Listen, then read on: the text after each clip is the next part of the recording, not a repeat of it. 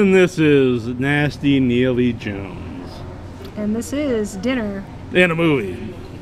So, we're back in Boston again, about to go see The Possession. We're about to go see The Possession because this is totally not filmed afterwards. Absolutely. Not one little bit. It's all filmed in order here on Dinner and a Movie. Totally. We wouldn't dupe you people like that by filming things afterwards that we should have filmed Right. before. I totally ride into Boston half buzzed. Yes, you do. Yeah, I probably do, actually. But I'm looking forward to this episode. I have a feeling it's going to be a good time. I think it's going to be a very good time. It's always a good time when we team up and do these. Right. Have our silly adventures. It is, it is.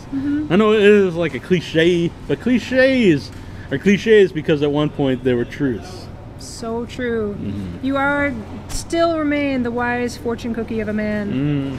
But we're gonna go see Possession, then we're gonna go see we're gonna go to Zuma's. Zuma? That's right. It's a friggin' Tex Mex Grill. Yep, right in Quincy Market. If you're familiar with Boston, Quincy Market, huge, or Faneuil Hall, huge area full of eateries and shops and street performers and all that good stuff. Yeah. We might miss the street performers a little late at night for that. I had trimmed the sideburns for this episode. I did hear that you were getting very hairy. Yes, I hadn't shaved since the New York episode. So looking kind of like a hobo. And I like to look sort of presentable. As presentable as I can be on video. I mean, I'm not a miracle worker here. I mean, there's only so much I have to work with. See the hell out of this film. Yes, we are. So we're gonna friggin' see the hell out of it. Then we're gonna eat. We're gonna friggin' eat. Then we're gonna talk. Drinks. We're gonna have drinks. I might do this to straight edge.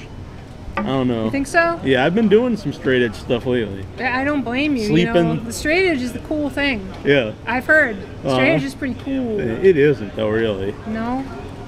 I thought cool people did straight edge. I think you're cool no matter what. You can be straight edge, you can be friggin' drunk ass, but you can still be cool. I agree with that. I'll say it's more about what's inside the person. Yeah. You know, there's a lot of people that do a lot of crazy things. They're still decent people. It's all on how you treat other people around you. Exactly. That makes you a good person or not. You're an adult. You don't hurt anybody. But by age. By age, you're an adult. You are legally capable of making choices, legally speaking. This is going down a totally different road than I expected. I thought this was going to be a fun little intro. Welcome to Dinner and a Movie. Welcome to Dinner and a Movie. Psychological profiling of I try to turn everything. Various people on without your head community. Yes. But I love y'all. I do as well.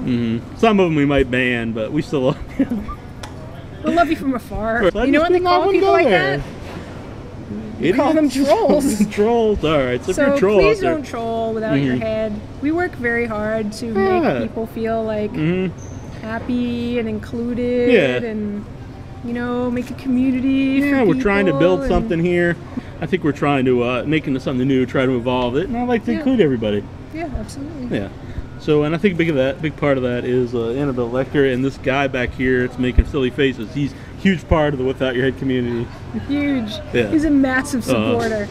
So I want to got thank business cards. He's Yes, just gonna he does. pass them out to the masses of Boston. So again, thank you, Annabelle Lecter. Thank you, Troy Jones. Thank you, John, for starting the show.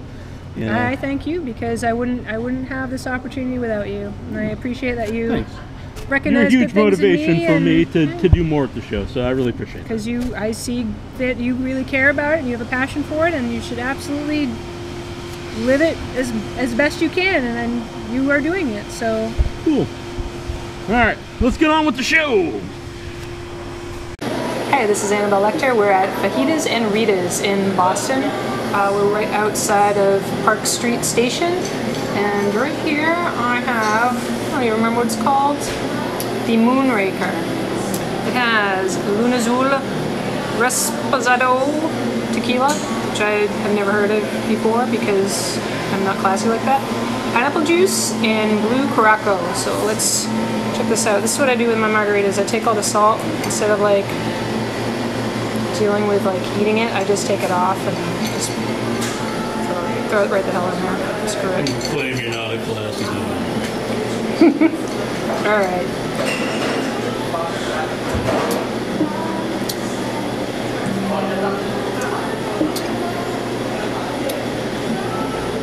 Normally I have a Jose Cuervo Gold my standard tequila.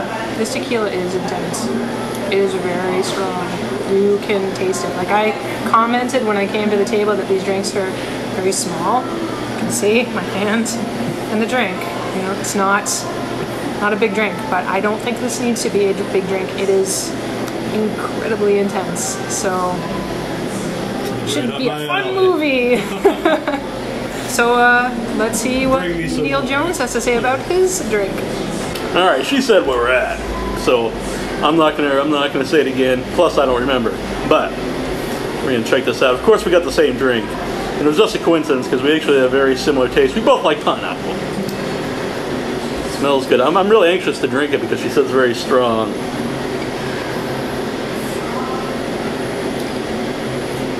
And it is.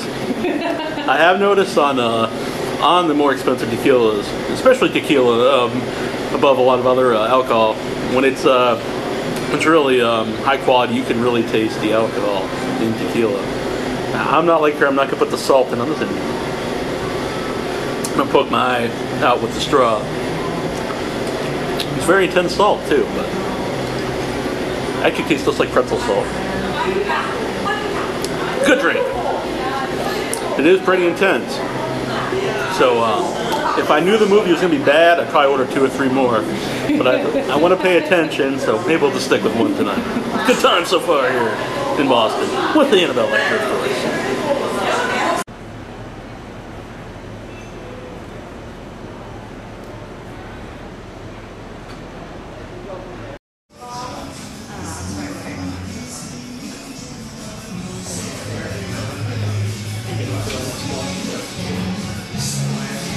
Hi, this is Annabelle Lecter. And this is Nasty Neal Jones. And this is dinner. And a movie. Good times, sir, good times. We're here at Zuma's Grill. Zuma's Tex Mex Grill. We just saw The Possession. Yeah, we just did. We're here in Boston. It's always good times meeting you again. Absolutely. Hanging out. It's always a blast. Fun. Yeah. So we're going to be reviewing Possession. Yep. I don't think either of us know what we thought of the movie. Oh, we have not discussed it at all. No. And we both have a pretty cool drink here. I'm really dying to taste it. I know, so right? I think we should start off with that. These are margaritas. These are their prickly pear margaritas. Delicious. I'm going to do the Annabelle Lecter trick here. Yep. Get the salts up. Pinch your lime. And all that nice saltiness is in the drink, and you don't have to deal with a big salt mustache on your face. That'll be the next bet. Salt mustache. Salt mustache.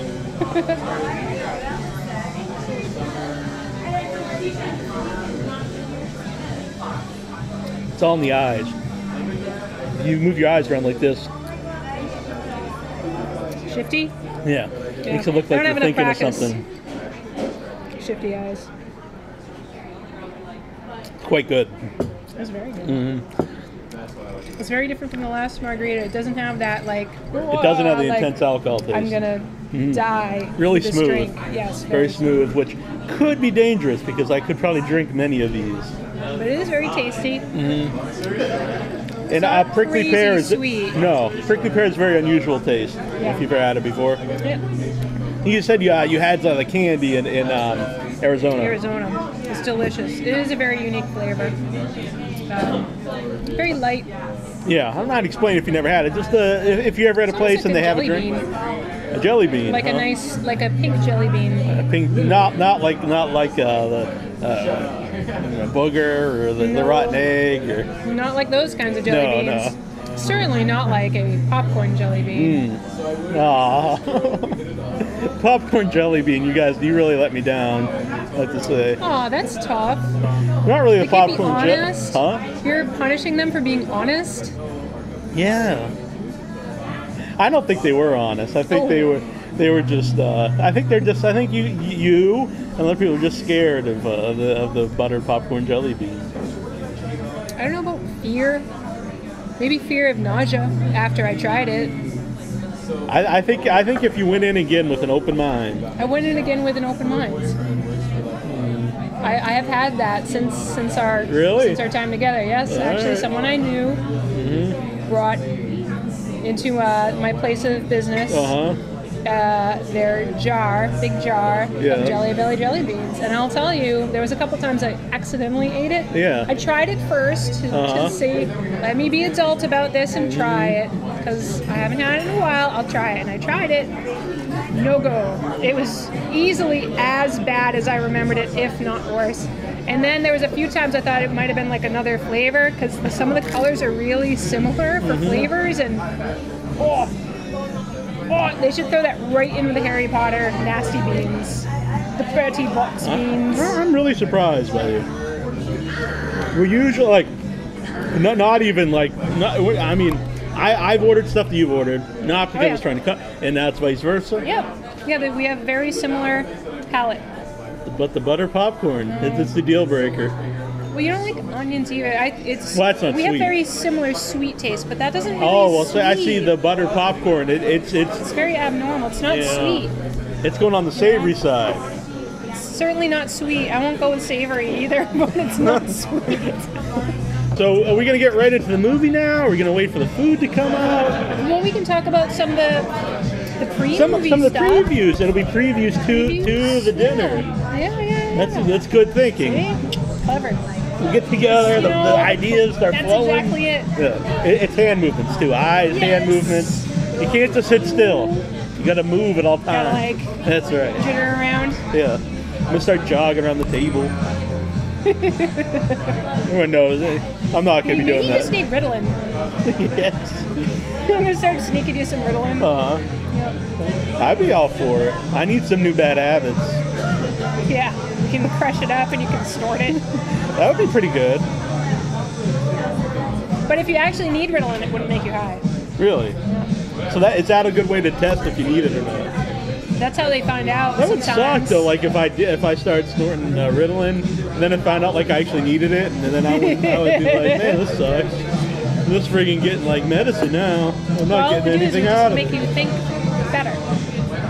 It just takes your brain and it gets it to focus on what you want to focus on. I'm a very focused individual.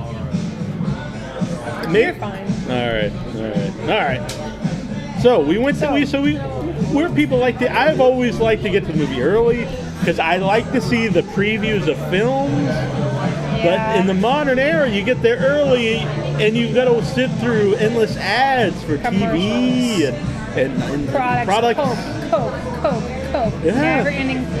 Think cars. I don't even know what the fruit one was. No, it was like this crazy fruit that was like eat you or fruit. something. Yeah. Like there was like a city scene, and a woman goes up to a fruit stand, and there's apples all in an apple cart. Yeah. Takes an apple out and looks at it, and it starts like tweaking out, and then it gets an evil face and goes after her. Yeah. See, that's what I was trying to tell you on the last episode. Yeah.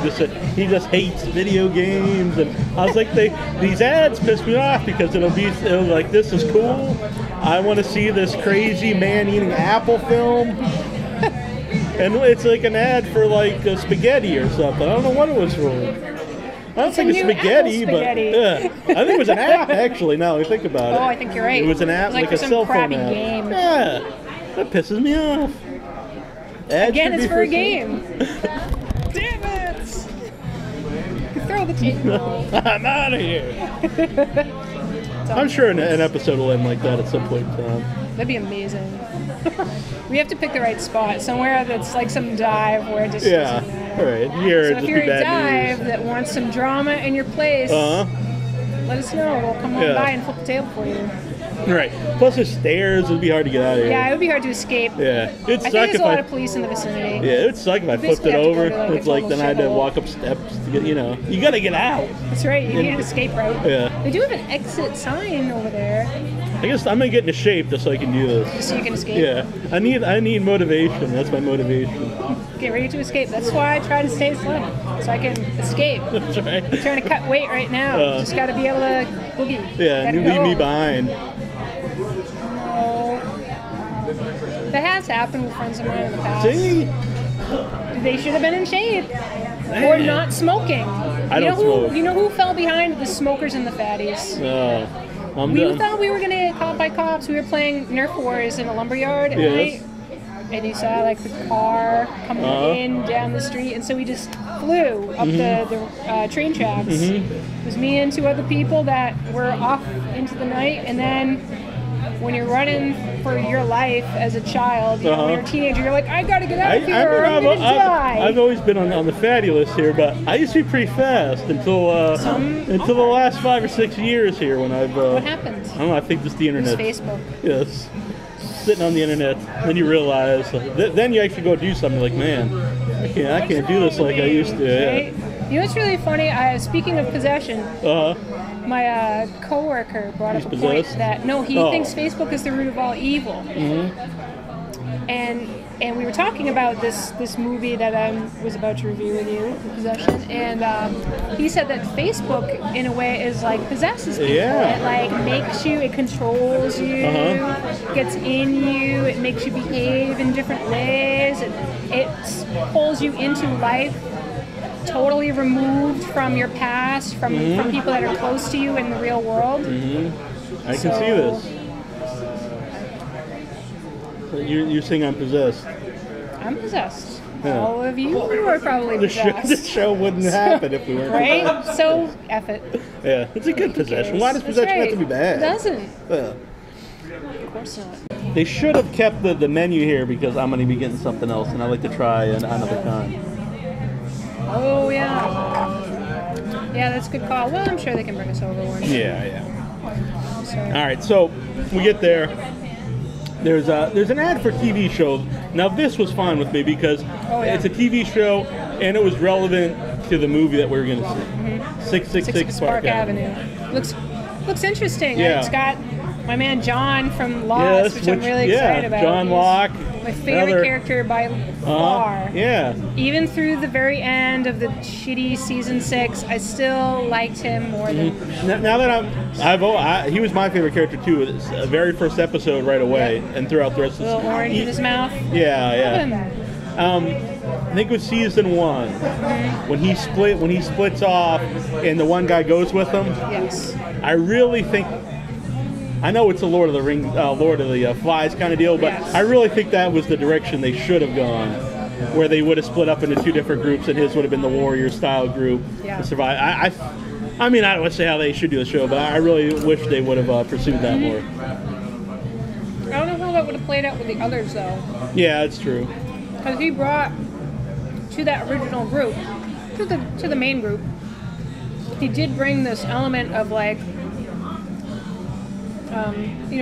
People didn't really trust him, and I think that helped that group be interesting. Yeah. Because there was a lot of, obviously, they developed all those characters very thoroughly. Yeah. But I think he brought a good dimension to it, and he brought drama to that group, and kind of like this insecurity to all of them, because they never knew really what to make of him. Sometimes they'd trust him, sometimes then they wouldn't. And I liked the others when you didn't know too much about him, or once you really found out the whole thing.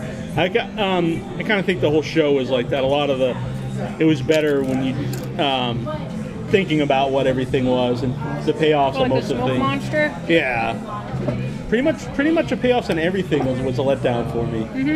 Agreed. I think once they showed everyone's backstory, and then the show got really weird when they were trying to move the island. I think the show really lost it. Yeah. They would have hits here and there, but overall the show really you had to keep watching it because the storytelling was so good. I think in the first couple seasons. Absolutely, you had to keep going with it. Yeah. You know. But it was really because you're invested in all those characters. Yeah. They do such a good job of the character development. You just a few characters, like I like Hugh. I like really most of the characters. Yeah. They were all interesting, especially the first group of people, the original groups. Yes. I think this may be our food. This could be our food coming because I hear sizzling. Yeah. This guy. I'll put this Careful, the black part's very hot, okay? Yeah, all right, thank you. And here's your side. That over here. I know, Joe, that's it. And then this is actually hot too. It just came out of the oven. Alright. I'll go to the menu just so you can see the dish. Yeah, of course. Great, thank you. I don't know if you people can see this. Smoking it out right now. Who won the bet, Annabelle Lecter? Who won the bet? Pretty intense. Thanks very much. There we go. Good call. Hopefully we're not drowning out there with people to stay home. There we go. I could show that to the camera. It is pretty awesome. But don't burn yourself. Yeah, I know. Enchiladas, con carne, beans and rice. I'm sure it's luscious. I got sour cream in it on my napkin, so I can't use that napkin very well anymore. You can use this, flip it inside out. You'll be good. You'll be good to go. This looks very good. Yeah, so it's a little teeny. We got all the goodies here. All right, people. I like to count how many I have to begin with, so I can prepare how I'm going to make my You're gonna, fajitas. like, load them up? So there's 3, so I'll do a steak one, a chicken one, then there'll be a combo one. Yeah, I'm going to have a cactus bowl. I'm good for right now. Thank you, though. Keep it here, we'll apply some more. So there was a 666 Park Avenue. And that looks good, but you brought up a good point when we were watching it, is that they show a lot of behind the scenes like, clips, and they have interviews with the actors. Like, I can't remember his name, the guy that played John Locke. I'm sorry. He'll always be John. He was the stepfather before. Have you ever seen Stepfather? Yeah, I did. All right. I did a long time ago. And he is now, I think he was in an episode of Wi-Fi-O along with the other guy. Yeah, because my mom watches that, and I don't watch it, but yeah, he's on that. And actually, the guy is like a main character on it. Yeah, What's yeah. his name? Jin. Jin is a main yeah, and character. it's so weird watching it because he's speaking perfect English. So, but it does look good. It is interesting. I think, John Locke. We'll just call him John Locke. Sorry, guy. Yeah. John Locke. He plays. If we do try to get him on the show, we probably shouldn't call him John Locke. Like, will you come on the show, John Locke? Well, but you know what? That's how good he did at playing the role. Is that I don't even think of him as this actor. I think of him as a character. Yeah. So I agree. it's kudos to you for playing a really good John And a lot of Locke. people knew him as the amazing. stepfather before that role, so I think it was good that he. Not many people, when you come off like a role everybody knows you for, to do another role. Before go on, I just gotta say, look at the size of the steak and then the fajita. Awesome. Yeah, and you usually when you get these, they're little slivers. And, Yeah, a little like crappy pieces. Yeah. Mine is great. Beans and the rice are very good. There you go. Thank you very much. Is everything okay so far? Excellent. Yeah, it's excellent. Thanks. We got the cactus bowl. And what is in this again? Amaretto. Put me on the spot, Annabelle Lime Lecter. juice. All right, it's amaretto, light rum, spiced rum, lime juice, pineapple juice, served on the rocks. We'll put it down here. No salt. No salt on this one. It's not a margarita.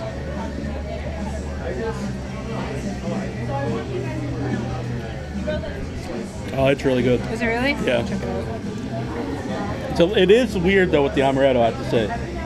It is strange. Oh, it's very tasty. Yeah, it works though. It's really good. Yeah, it's really unusual with the amaretto in it. It tastes like a dessert. It does. It tastes like something I've had before, but I can't put my finger on it. Yeah. But the amaretto really sets it off. You don't think it would go with the citrus, So but it does. close Yeah. to knowing what it tastes like. Just very tasty.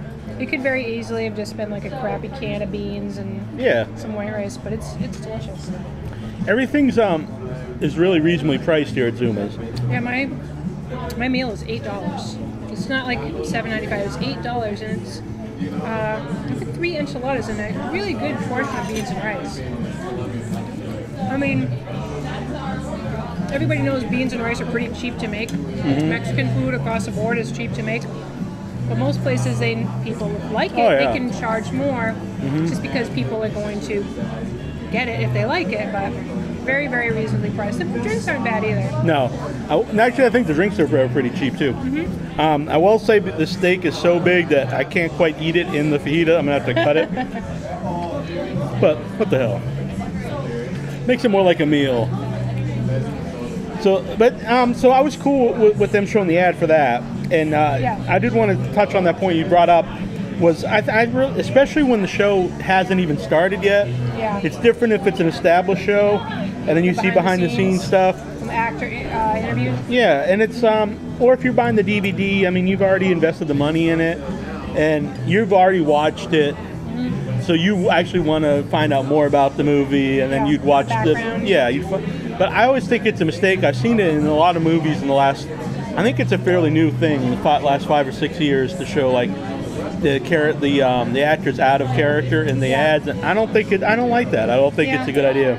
It just takes you away, like we were talking about in the theater. That it just pulls you right out of knowing the character for the character. It reminds you that these are actors, and so when you start watching it, you go, "Oh, it's so and so," and I know how he feels about the role, and I know what the investment is and what's been going on. I don't want that. I want this to be a fantasy world where I have no familiarity outside of watching the story. And I know it would be weird because we do a podcast, we interview the people out of character, but I think for that, I mean, people have to seek that out. It's not for everybody, and you know that. I don't know. I don't think it's a good way to sell something to a new audience. At least my opinion. And then we started seeing the actual previews, which some of them were completely irrelevant. Like they had this, I think the first one we saw was essentially an ad for a movie like the show Glee, where it's these girls and it's high school and these guys, and which I thought was like pretty much almost out now. Like we had to make almost like a Glee a Glee clone, because I think that's like pretty much on the way out. I don't think it's really popular anymore. But yeah, like when you're going to see a horror movie, you don't expect to see an ad for something like that. Exactly. And I said to Neal in the theater that I wonder if this is for all the girls who get dragged to the horror movie with their boyfriend. I was thinking like a few of those different things that they're trying to sell to the extreme ends of the potential audience to try to get a wide array of. Because I would think anyone like interested in any type of horror movie, that was like furthest from their mind. Awful. So, I think it's safe to say you will not see that movie on Dinner in the Movie. You will not. No, you will not. I will never watch that movie ever. Ever. All right. Ever. If a friend of mine wanted to watch that with me, I would opt to not watch it. They would no longer be your friend. That's right. I guess that's the reality, is none of my friends would. I don't think they'd watch it, first of all, and then they would know better than to try to get me to watch it. Maybe that'll be a bet. Oh, please, no. I wouldn't do that. I wouldn't want to see it either. Yeah, so, right? Only if we lose a bet, I guess. Maybe. If we're co-losers. Oh. I don't know who would be betting with.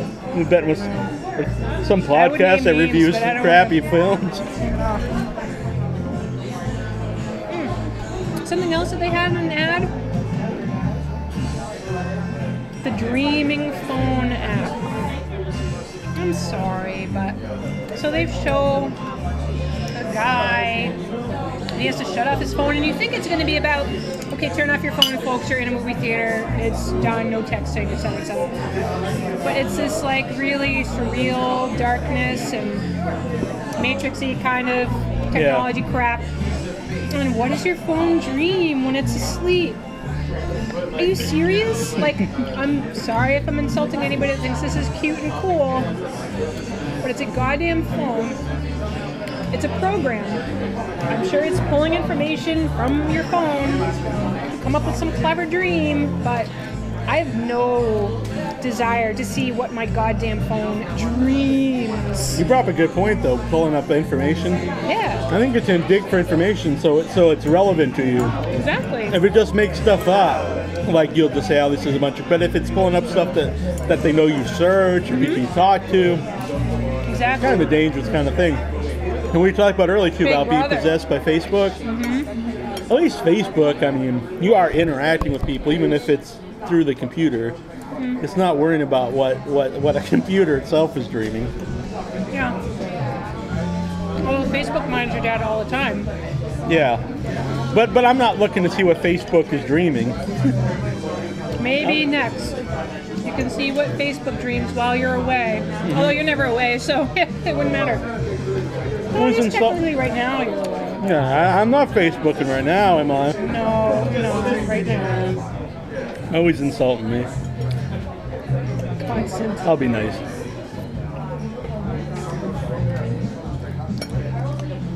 I'll tell you, beans and rice are good. Enchiladas are not that great. The what? Enchiladas? Enchiladas are not oh, that really? great. That's very disappointing. I don't know. They're just, the tortillas are really like mealy. mean, cheese is cheese. I like cheese, but meh. So, Like the ends that are crispy, but it's like a chewy crispy. Like, yeah. it's really disappointing because they have quite a big menu, and we were, not even really sure what we're going to get because there's a lot of stuff that we wanted to get.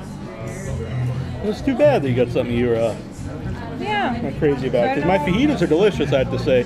I've only tried the steak so far, and even though it's like they give you really big portions of steak, I will say it's actually probably too big a slices to eat in a fajita like that. You can't really bite through it. At least I can't.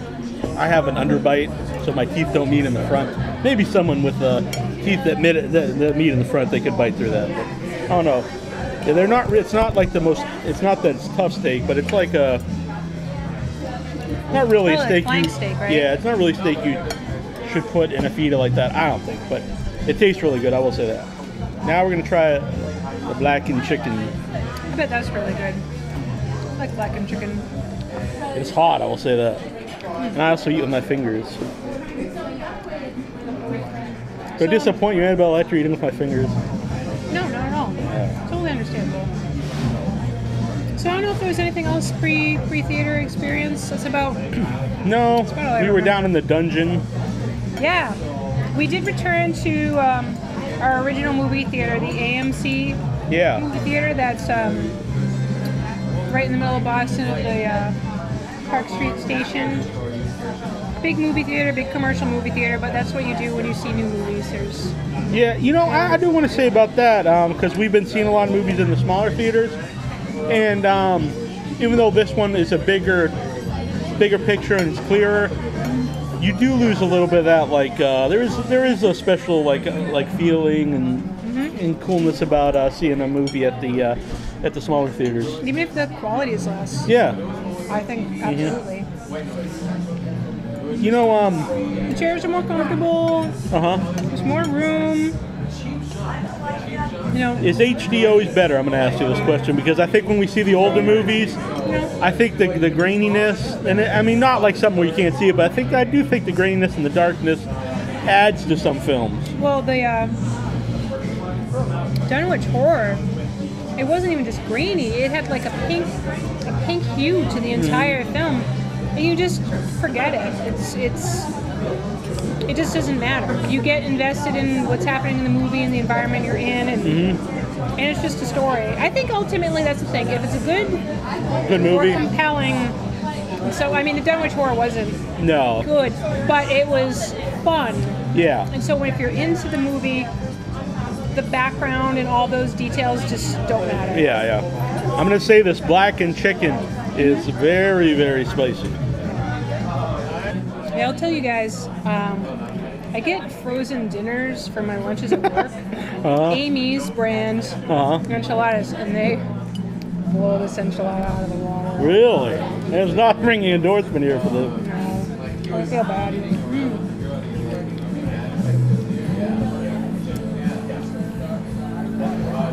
I like blackened seasoning. Yeah, they're a little overboard, and there's not much salt on it. No, it does have that charcoal grill flavor, which I think is a little bit too much charcoal grill flavor. And like you said, it's really not salted. It's very spicy, and the spicy hit me at the end. Thanks. Kind of very one note. Yeah, a lot of Cajun spice. It's not amazing. I'm gonna have more chips. More complaints. Okay. The steak is not cut on the bias, which makes it incredibly chewy. It's impossible to eat in a fajita. Yeah, you have to. If you're cutting steak, that's a lower quality steak. If you don't cut on the bias, it leaves all the. If you ever make steak and you want to cut it, you don't want to go with the grain. You have to cut across the grain because what it does is it severs all those little tendons. It makes it easier to chew. It sounds like it wouldn't make sense, but it really makes it a much tender, more edible piece of meat. But they do not do that. If they were going to shred this, that would be understandable. Right. It would be easier to shred. Maybe that's what they do. They cut it all up, and then some of the beef they'll shred, and some they leave for fajitas and whatnot. But the flavor's okay. It's the same similar blackening flavor. It is tender. The blackening isn't as overpowering on the steak as the chicken is. Okay, so I will tell you folks something I was not going to tell you. I haven't been to this restaurant before, and I really enjoyed it. And that's the only reason I'm saying it is because when I was here, it was like mid-afternoon on a really quiet... I think I was... Me and my boyfriend, we were the only people that were here at the time. And it was amazing. The food was excellent. So I really wanted Neal to come here to have an experience. And now I feel bad because, I mean, it's not terrible food by any stretch. I mean, actually, the enchiladas were not very good. Yeah. The enchiladas might even qualify as terrible. Really? That's really They sad. were really bad. I mean, if they can't beat frozen dinner enchilada, that's not good. The drinks are good. The drinks are really good. Drinks are really good. Yeah. And I know that the price is very low for an entree. Yeah. But there's some real basic cooking skills here that they're missing. Maybe because it's a Wednesday night and not a weekend night. Maybe they're prime cooks are not in the mix. Yeah. Well, I'll tell you, working in a restaurant, you have certain days where certain people work. All right. So when you don't expect as many people, that's like a day off for the guy that knows what the hell he's doing. All right. Would you... The possession. The possession. We'll say that for you. No. You won't know what's going on at the moment. Once I get it done before then, and it goes in here. But there's going to be a lot of editing here, so a lot of this will be cut out. But anyway, so Possession.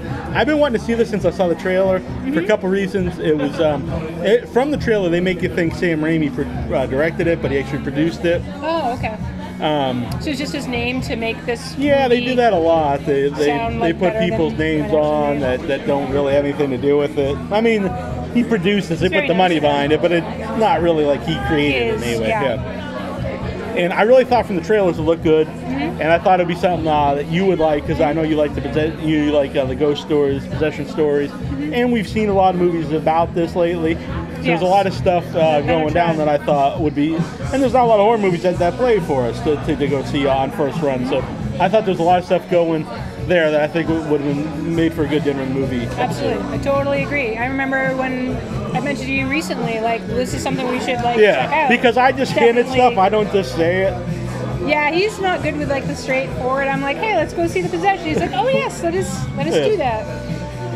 I'll try to be better. It's okay. I can only try. Do or do not. There is no try. There is. It's like freaking Yoda over here. That's right. I could even do it in Yoda voice if you really wanted. Let's hear it. Do or do not.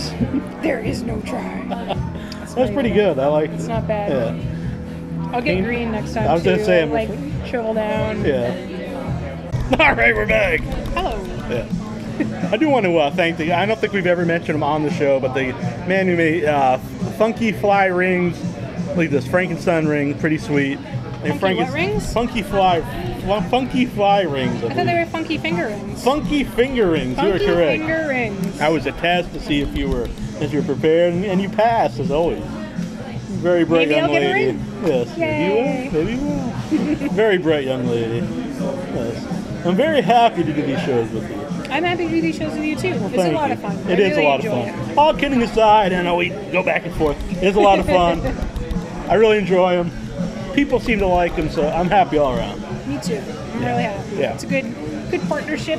Yeah, even if people didn't like them, I would still enjoy them, but the fact that people like them, it does make it a lot better. Right? It's not just a self-indulgent act. The food. Right. We've covered the drinks. We've covered the Star Wars. And Star Wars had nothing to do with what we're talking about. Yeah. And we covered a whole beginning preview right. The commercials. The crazy previews. Yeah. So, let's get to this friggin' movie. Without further ado, The Possession. The Possession. The All Possession. right. First of all, you posted some stuff on the Facebook page. Yes. And there's actually a URL now, so you can go to facebook.com/groups/Without Your Head Horror. Oh, really? Yes. It did get changed, so it's not a big number anymore. No, it's Without Your Head Horror, I believe. Facebook/groups Without Your Head Horror. Wonderful. So you can go there. Yeah, very good stuff. And so you put up a thing up there, and it was about the actual true story because it's based on a true story. Yes. And it was really interesting to be based on a true story. Based? Yes. Based. Right. Kind of like, you know, kind of like We'll get there. Kind of like Texas Chainsaw Massacre. It's based on a story of game. it. Exactly. Right. Based. Right. Well, what I thought was interesting right away when I read the true story was that it's a Jewish like haunting. And why I found But he's not Jewish. No. The guy that's involved is not Jewish. Right. But the backstory is very interesting. If you go, I put up a link that goes to the guy. He was like, was he like a collector, like an antiques collector, something like that? And he was, I think, a professor as well. I'm not sure why they changed that all around. I don't know. I know. So what happens in reality? You know, he wrote a book, so we don't really know how much of it's reality. It's an underplayed Nirvana song, by the way. I like this song. This is a good song. I do like this song. And it's not played all the time like some other Nirvana songs. You go on. I'm sorry. No worries. So, I almost went off a tangent on Nirvana. We tangent so easily. Would he still be known if he was still kicking? Yes, I think absolutely. Well, he'd be known, I but think for you sure. think the same level? I think that they would have grown. I think their style of music would have changed. I think that, and I don't mind going off on this tangent. Oh, you brought up, okay, so in the movie here, another tangent. Is Neal mentioned when we were waiting is that one of his arms is hairier than the other one. This one's but he's very missing hairy. like hair on one of his arms, and it was hairy. dark, so I couldn't really see it. Yeah. But there really is like a distinctive area of missing hair. Yeah. See, it's completely different. Like he shaved like a patch. Maybe like you have got like a little spirit in your house that likes to shave your arm. That shaves my arm in just this one area. It's really so weird. See, look, I mean, it's so completely crazy. different. It is. One, even a different one color. Like I'm two different so people weird. or something. It's odd. One's this is kind of pink. Ever since you bought the Ouija board. Okay. Ever since you bought the Ouija board, you started missing hair on your arm. I would have liked to brought it to this, but we were traveling light this time. But we'll bring it in a future episode. And I did think of some of the stuff. I don't know if we want to talk about that at all. The Ouija board. We'll just put out that we got Neal. Yeah, well, it's fine. Got a Ouija board. Yeah. We've been talking about some stuff behind the scenes about future plans. Yes, we do talk behind the scenes. We do. We brainstorm. We don't totally hate each other. I only do the. No, we chat all the time about our ideas about what to bring you fine people for your entertainment. And this is one of the things that we're working on. You may have noticed a question on the board. Yes, I like to drop the hints. Yeah, so I like to drop the hints. I used to just like to go friggin' all out and tell everybody, but I'm trying to pull back because someone's a little more secretive. Well, hints I think are good because then you get So now they know there's a hint about Ouija boards, and we'll see how interested the people actually are. I'm trying to change so we can work together. Well, it's compromise, you know. If you like it, then cool. All right. So good stuff. We'll see. So what were we talking? We went from Ouija boards, came from your hair, which came from Nirvana. Ouija boards came from my hair? This is like so bizarre. Because your demon ghost is shaving your arm in the middle of the night. So Nirvana, I think, would have really grown as a band. And I don't feel like there's a lot of modern day musicians that are epic. Like, like Jimi Hendrix. He was so young when he died, but epic. And there's so many of these bands like Pink Floyd and Pete, so they're all still alive. Well, except for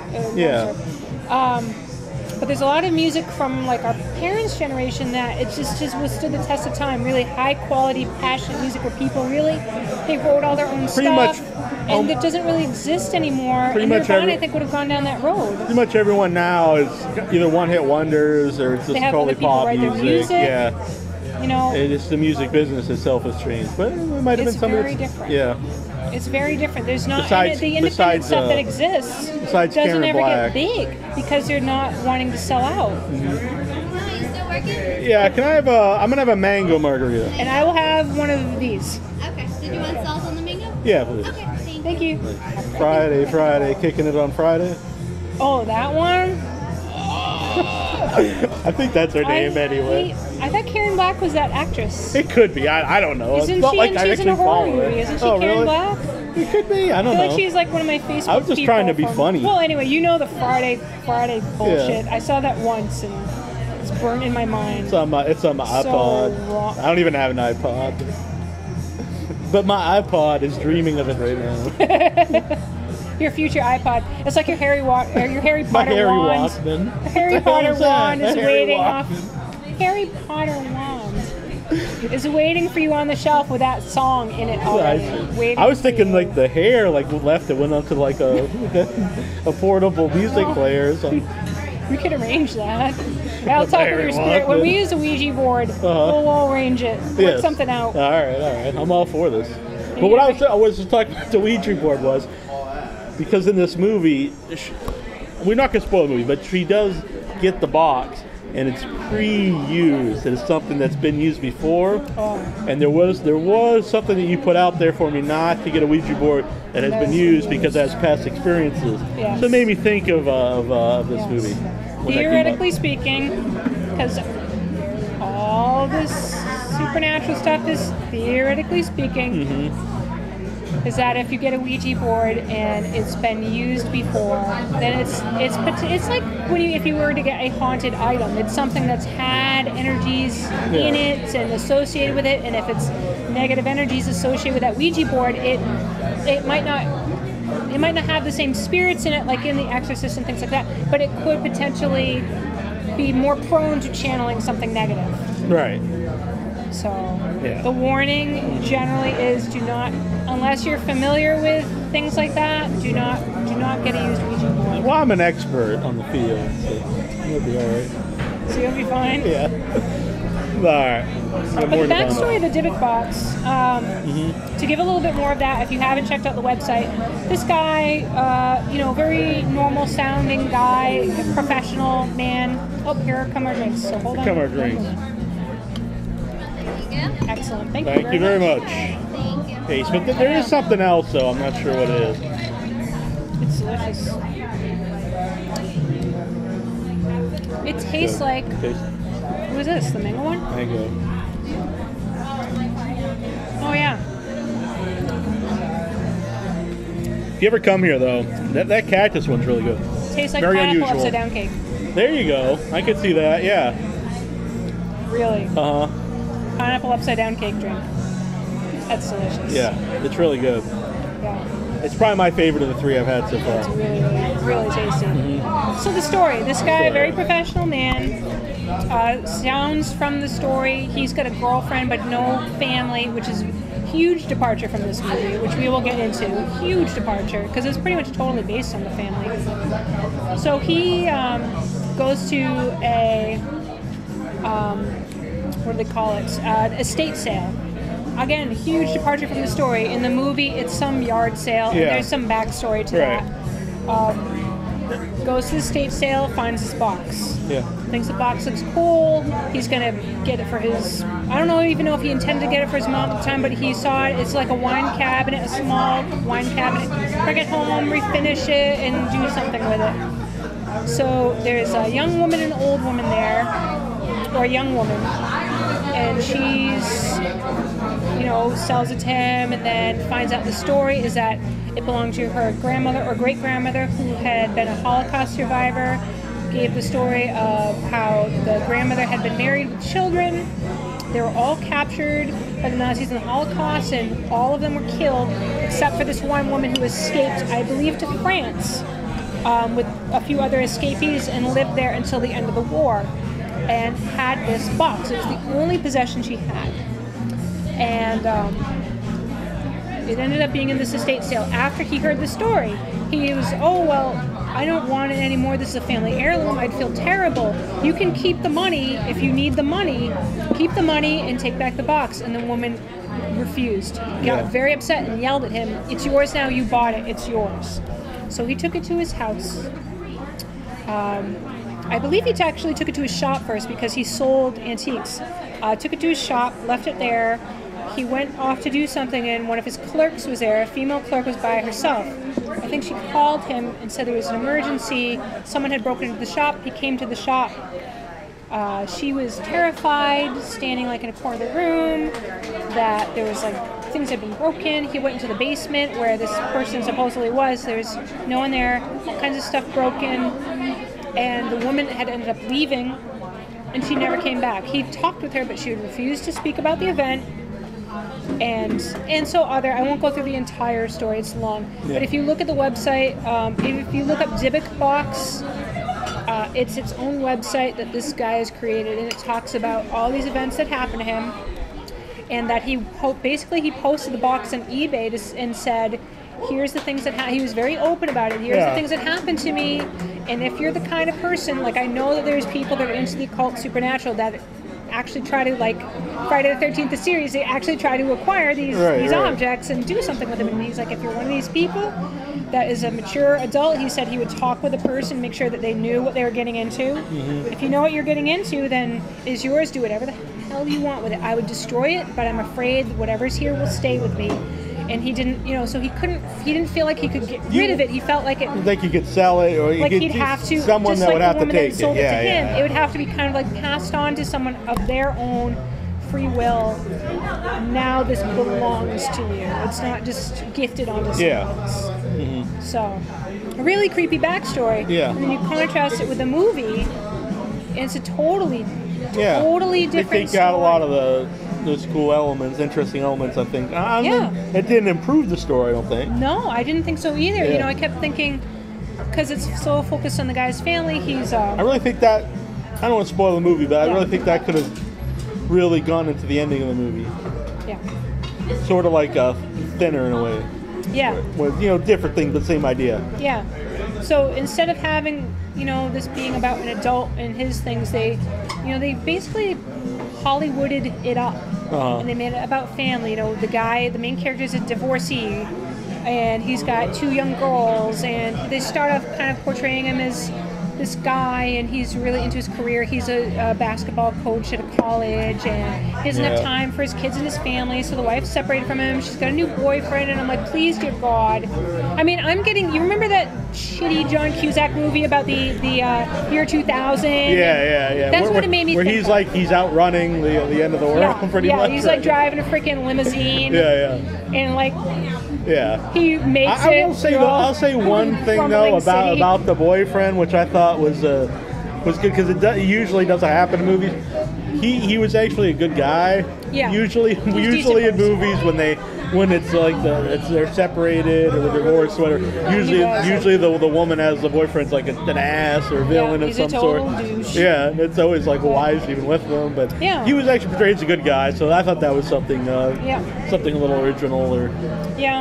But I did not like that family angle.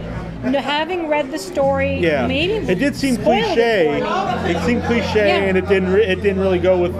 It didn't add anything to the actual story. Mm-hmm. If it added something, you could see it, but it didn't really add anything. And a lot of it when I was watching, it did seem really borrowed from Exorcist.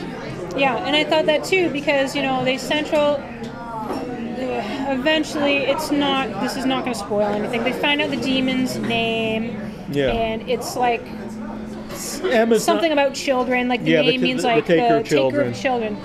There's no need for that. There's no need for that at all. It could have been totally scary. Unless they don't want to spoil the end, but then the end makes no sense. I thought there was a lot of problems with the end. Yeah. A lot. It really goes off. I'll say the big... Well, we'll get to the end. We won't give it away, but I'll say there was a big problem at the end for me. I'll say it right now, was the fact that they're in a public hospital, they're friggin' screaming.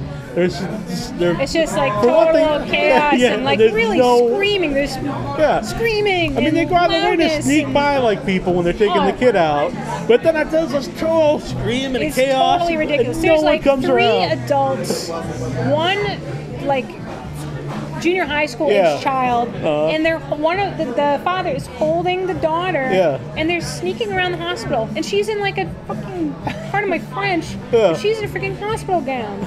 Oh yeah, the Hasidic Jew isn't suspicious. I mean, come on, the whole set is totally bogus, and I don't know why. It was almost like a sitcom. They're walking directly behind the doctor. It was awful. And then So it's like they really go through that trouble, disappointing. though, anyway, to, like, say they sneak around. Then they're just friggin' wall-to-wall noise and screaming Yeah. and stuff. 'Cause not one person, like, checks on them. No noticing it at all. It's like they found a secret, like a the, totally they abandoned ended up part of the going to hospital. what is it, the mortuary? Well, I think was yeah, the area they were in, yeah. and that's like no one's there. Right. There's no one there at all. It's like in a There's soundproof part of the I hospital. know. It's so dumb. So yeah, that's certainly not a spoiler by any stretch. It doesn't. It's not gonna ruin your movie. And you know, I think I did look at this movie pretty harshly because my expectations were really high. Yeah, I do think that this is an okay movie, but it has a lot. it's no Exorcist. No, you know, and I really had huge. I did too. huge I was really looking forward to it. I'm not always big on movies about ghosts. I know it's not really ghosts, but whatever. But when they're good, they're really good. Like I loved Exorcist, and when I saw The Exorcist, I was really looking forward to it. I thought it was something you would really like, and this I thought we could like together. And so much of it was borrowed from The Exorcist, but done like not nearly as well. And even stuff that they could do better today, like the special effects, and maybe you could even be more shocking, whatever. It really all that compelled in comparison to The Exorcist. I mean, there was some cool, there was funky cool like things, visuals, but a couple of things you see in the commercials. Yeah, that was the problem too, because they really gave it away in the commercial. Know what's going to happen? I think and usually, a lot of times, the commercial stuff you kind of like forget when you're in movies. But a few of the things in particular, the coolest visuals you've seen in the ads. Pretty much. And, I know there's like a scene with a lot of bugs in it. I don't want to get into that, but they're all CGI bugs. And I thought, why not just buy bugs? Yeah, because they're clearly very CGI bugs. Just get bugs. And I even bugs thought, are cheap. And the main guy acted like they weren't even there. I thought, like there was like totally no big unconvincing. deal. Yeah, the girls kind of seemed like they thought someone was there, but he seemed like they didn't even tell him like they were gonna put moths in it. And I think once he started realizing something was going on, the way he proceeded, he didn't tell his wife his thoughts. Yeah, even though they were estranged, but they still had a good relationship. They love their kids, and you can see that they like each other. He's cleaning up his email from the house computer, and they shared a tender moment where they see like a home video when the kids weren't around. Right. Like, oh my God, please. Why was that in an email? It's just so. It's like as soon as I saw the beginning and saw the premise of here's an estranged dad, estranged from his family, and she's really bitter and shitty to him about stuff that he has in the house, and I just know I'm like, this is gonna be like some bogus fucking rekindle the relationship bullshit, happily ever after crap. I don't want to tell you what happened, but I thought from the very get-go, I'm just like, oh, please don't do this. I thought the exact same thing. You could see it coming. This. It's so not necessary. And I really think you should watch all of ours. But our Exorcist recap, I thought was one of our best, because also I thought it was one of the best movies. But a big part of that was when I mentioned there was a lot of everyday sins in it, and part of it was they were separating stuff. So I thought, well, maybe they were going to add that to this, but like you said, it wasn't used for that reason. It was just used as a reason, like, this will all bring them back together. Like, I don't know, even anyway, possessed kids, is that a good reason for people to get back together? And it just gave me more of that. It was just real, like, the name of, it was real hokey, like, cliched plot points in a movie that didn't need that. No, it was such a great premise, and again, like we were saying, it's so far off from the story that we read. Like, why? It's a great story on its own. It's an original story too. Absolutely. I mean, I know it's got elements. It's got elements from other things, but it's original. I think the Jewish element's really original because you don't see that almost all possession movies are really Catholic. Christian. Yeah. Well, yeah. I got some thoughts on that. Then they just went really like crazy on the Jewish thing. So. It was so offensive. I am not Jewish, nor do I have any relatives, or I don't even think any friends that are Jewish. I went to school with some Jewish people, but this was so grossly. It was like the Transformers is to black people. This movie is to Jewish people. Yeah, it was like the guy is in New York City. It was funny because we're watching it, and there's like Hasidic Jewish section, and I was thinking, like, well, you didn't get to that part of town. Yeah, I was totally thinking the same thing. But I'm like, where's this But we were road? kind of mad about the people behind us talking, so I was trying to not talk to you too much during the thing. But I was like, oh, I should just ask her. Like, I wonder if we walked by this section. So whatever, maybe it exists. It's possible. They were so like. Just so over the top. So then he's walking along, some bell rings, all the Jewish people go inside, and except for one guy who's listening to his earbuds. And you turn around and yes, he's the hip Jew. He's not the Hasidic Jew who's listening to his freaking earbuds, who this guy is supposed to meet to talk about the box. He's got the box in the bag. Which was that ever specified beforehand, before you meet him? I don't remember him contacting this guy. No, he starts doing all kinds of research about exorcisms and Jewish shit. And so I think he just, which I don't mind. I thought that was a little interesting too. You figure, I kind of like that they don't tell you. Yeah. Oh, I'm going to you figure it out. I thought it was interesting too when on Vimeo and it's like they're using modern technology for something that's ancient. And I don't know, I thought it was interesting because I had never looked them up, but there probably are a lot of videos of that. There's some really interesting stories about. There's one particular one, I wish I could remember her name, about a woman who's possessed, and they show like what she looked like before and what she looked like after, and it's really a lot of texting in the movie too. Yeah, there was. I thought maybe there was going to be some kind of payoff about technology or something, but there really wasn't. Which I guess is okay. Yeah, I guess it's just the world we live in. They were using a lot. It seemed like there was some type of plot point there, but it really... Same thing with the animals. I don't know. There was so much about animals in the beginning, but that didn't really lead anywhere either. Yeah. So I thought that was going... sorry, but it was really strange because a girl, she was making posters, and it was... One of them was... You shouldn't. I hope there's no more things in your. I'm sorry. Just checking it out. It's a little dark. She was like that. If you eat animals, become one. Oh yeah, that's right. One of the daughters is emphatically vegan person, and she's making posters for school about vegetarianism to try to get her school to respect vegetarianism and get like a day at school. Every Monday is vegetarian day, so you think it might go somewhere, but it's very. I guess maybe because later on she's got like that piece of meat in her mouth. Oh, I guess. There was so much built up to it that I thought it was going to go somewhere. But what I thought was just it doesn't really have anything to do with the movie. But she said that if you eat meat, if you eat animals, become an animal. Then like right after that, she said how we're all animals and we're all part of the same thing, and it was like very contradictory and didn't make a lot of sense to me. Like she's saying, if you eat animals, you become an animal, so we're not animals. But then right after that, she said we're all animals, and we're all part of the same. Good call.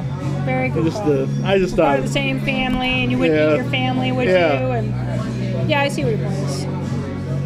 But I want to get back to the point I was making about the Jewish people, because it really like struck me. It was just so over the top. It was so ridiculous. So he finds this guy, and he's he has gray in his hair, but he's clearly like the young hip Jew in the neighborhood that wears earbuds and he listens to. It's not like he's Seinfeld or something. I mean, these are these Hasidic Jews They're with Hasidic the big beards. Yeah. So he's I'll take you to my father. So, oh my God. So they go to this, some place where all the real, it's like the Jedi. Special Jews like hang out together. Jews live in. I hope no one takes offense to me saying Jews. I do not mean that in an offensive way at all. Jewish people. Jews. Okay? Yeah. So all these Jewish people, Jewish men. I don't either. I think in their little darkened room yeah. in like a freaking circle of it's all black and dark and intimidating. And so what are they doing there, like normally? I don't know. They're talking about Jewish things, Jewish community, and important stuff to them. So the young guy brings him in and presents, here's the guy, and all of the Jewish people, all these Jewish men, they see the box and back away. I thought they were going to start poking it with sticks. Yeah. I mean, it's freaking just over the top, like as if they're these totally ignorant tribal people. Like they're going to start throwing rocks at it. It's just really like these are supposed to be people that are, really well versed. Respectable, intelligent, scholarly Jewish people, right.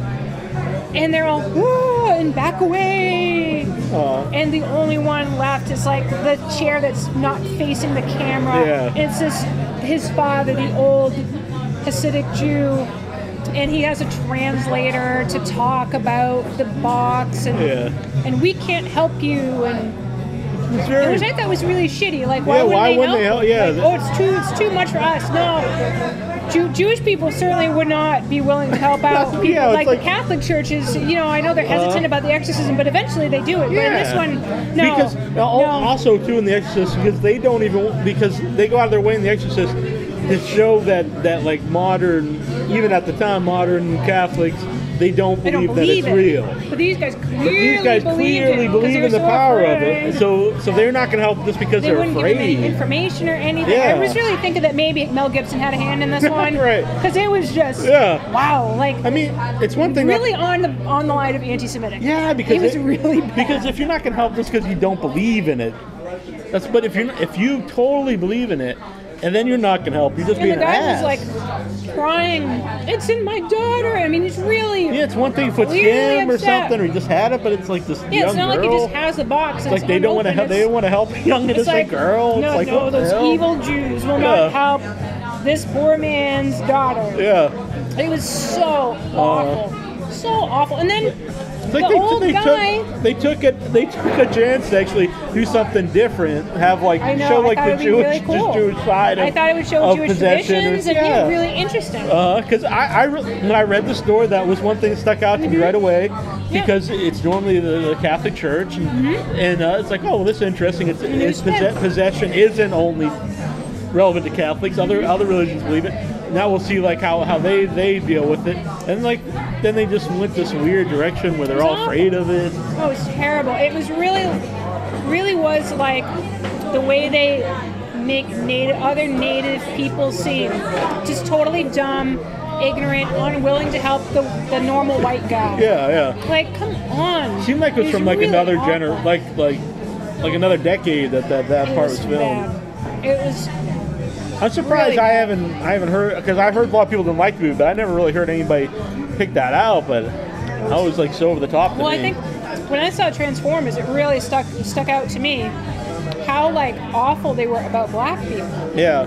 Like all the black people in that movie were totally comic relief. Yeah. Or jerks, or it is really, really like obvious to me. In this movie, it was really obvious that these Jewish people were being portrayed very negatively. Yeah. And then they've got this one guy, the son, who's like, oh, it's my sworn duty to help. He's like, follows the guy outside. My sworn duty to help you. Well, isn't it their sworn duty to help you? Yeah, and the other ones are older and stuff, so you think they would be they would stick to the strict rules more like than the younger guy. It didn't make any sense. It didn't make any sense. So this young guy is now a team with the dad, and he's just. If they went the other way, I don't like hospitals. People die here. Oh my God! Yeah. Seriously, that's not funny. It's not funny. That's not a funny joke. No, there was a lot of like inappropriate humor in the movie. Yeah. It was dumb. It didn't make any sense. It wasn't really used as comic relief. It was just dumb. It didn't fit in the film. Did not fit. So, and then all the rituals that the Jewish guy does. Yeah, that was this doesn't seem like it was like something from like a Mel Brooks movie, actually. Yeah, it was just like, so like crazy. Like, it was really hard to respect. And it's, I don't know if they consulted Jewish people for the making of this film. I doubt it. I don't know. It's a really wasted opportunity. If I would have saw that in a comedy, I really expected a lot of that stuff out of a comedy, because it was like so over the top. It was terrible. The way that he was like bowing and everything, and it would be one thing if they presented it respectfully, but it wasn't at all. Yeah. And you couldn't take it seriously. No. And then the guy screaming and there was a lot of screaming, and it was awful. I mean, I understand it's a movie and you can't, suspension of disbelief, but when they go out of their way to show that they're sneaking around, and they're in a public place, to have so much screaming and stuff and not one person come around, it just really takes you out of the movie. Honestly, I've been in hospitals, even just walking through a hallway, it's like 5 people. Yeah. It's 5 people, and one of them is an adult man holding a child in a hospital gown in his arms. That doesn't... It's a Jew in the back. Right. Doesn't raise any flags, like this is a strange thing. Like, not that being a Hasidic Jew is a strange thing, but that crowd it sticks out. You can't help it, but that stands out. Yeah. Someone like that stands out. He's got the big beard, and he's got the curl, and it stands out. Yeah, you'd at least notice. Right. It was ridiculous. Yeah. It's really sad because in the opening scene I really enjoyed. They had an opening scene of the person. There's an old woman. You don't know why she had the box. There's an older woman, and the box was in her house, and it would like whisper, like an almost childlike, creepy voice, whispery. And the woman kind of had like a face off of the box and lost. Yeah, right. And that was a great. I thought that scene was really good. Some of the camera tricks were really kind of crappy, almost Matrix-y, leftovers sort of stuff. But overall, I thought it was really cool setup for the rest of the movie. And then they used the whole family. Yeah, even though I liked their buying it at the yard sale because it did remind me of stuff you were telling, like I mentioned earlier. So I thought that was a pretty good set. But like you said, the whole family and they're split up and all that stuff. It just wasn't needed. Now was that the old woman? I know Sarah and Moose aren't responding. But was that supposed to be the old woman that was watching from the window when she's all bandaged up? I thought that was weird too because I pretty much thought it meant she died in the opening scene. No, I didn't think she died. Really? No. Why was she bandaged from head to toe though? I think because she was smashed. It seemed like there's like a burn victim. She got very badly injured. Yeah. She was very badly injured from the beginning scene. Yeah. I don't know. It's like, but even if your mom got hurt, so you just gonna go sell all her stuff at a yard sale? That's a good point. Maybe it was all a ruse just to sell the box. It could. Well, maybe so. They should have kept the eBay thing in there because I think the eBay it goes with the other stuff too. Yeah, because it goes with all the texting, all the internet stuff. Mm-hmm. It goes with like the new technology. Yeah. So I don't know why that was the one thing they got rid of, which actually fit in with all I the think stuff they the did. whole story they had about him, story on the internet, is great. They could have had that whole background about the Jewish woman who survived the Holocaust. Yeah. Interesting stuff that whether or not it's real, I don't know. But that is a really good story. Treat it as real. I mean, yeah. If you're going with that, if you go with anything, what you're doing in that movie should be real. And if you're gonna make a movie about it, so interesting thing too is we actually passed a Holocaust memorial. Oh, that's true. I didn't even think about that at the time. Yeah. Yeah. On our way here, we got off the T and we were walking towards, we're in Quincy Market right now, if any of you are familiar with the area. And I noticed there was a memorial, I guess you could call it sculpture. It's glass towers that you can walk through. I like it. That's true. I'm going to have a dark and stormy. Yeah. May as well. All right, go on. What was it? We were passing the Holocaust. Oh, yes. So there are these glass structures, and you walk through, and I said to Neal, do you want to know what these are? It's sad. And he said yes. And you could see etched in the glass. It's like a pattern. It's like columns and little, and it all looks the same. And I told him it's a Holocaust memorial, and those are all the numbers of all of the people on record from the Holocaust, and they're all the people that were there. So it is kind of interesting that we passed that. It is. It's really in my head. Yeah, it did me right away. Actually, it's kind of a bizarre occurrence, I think.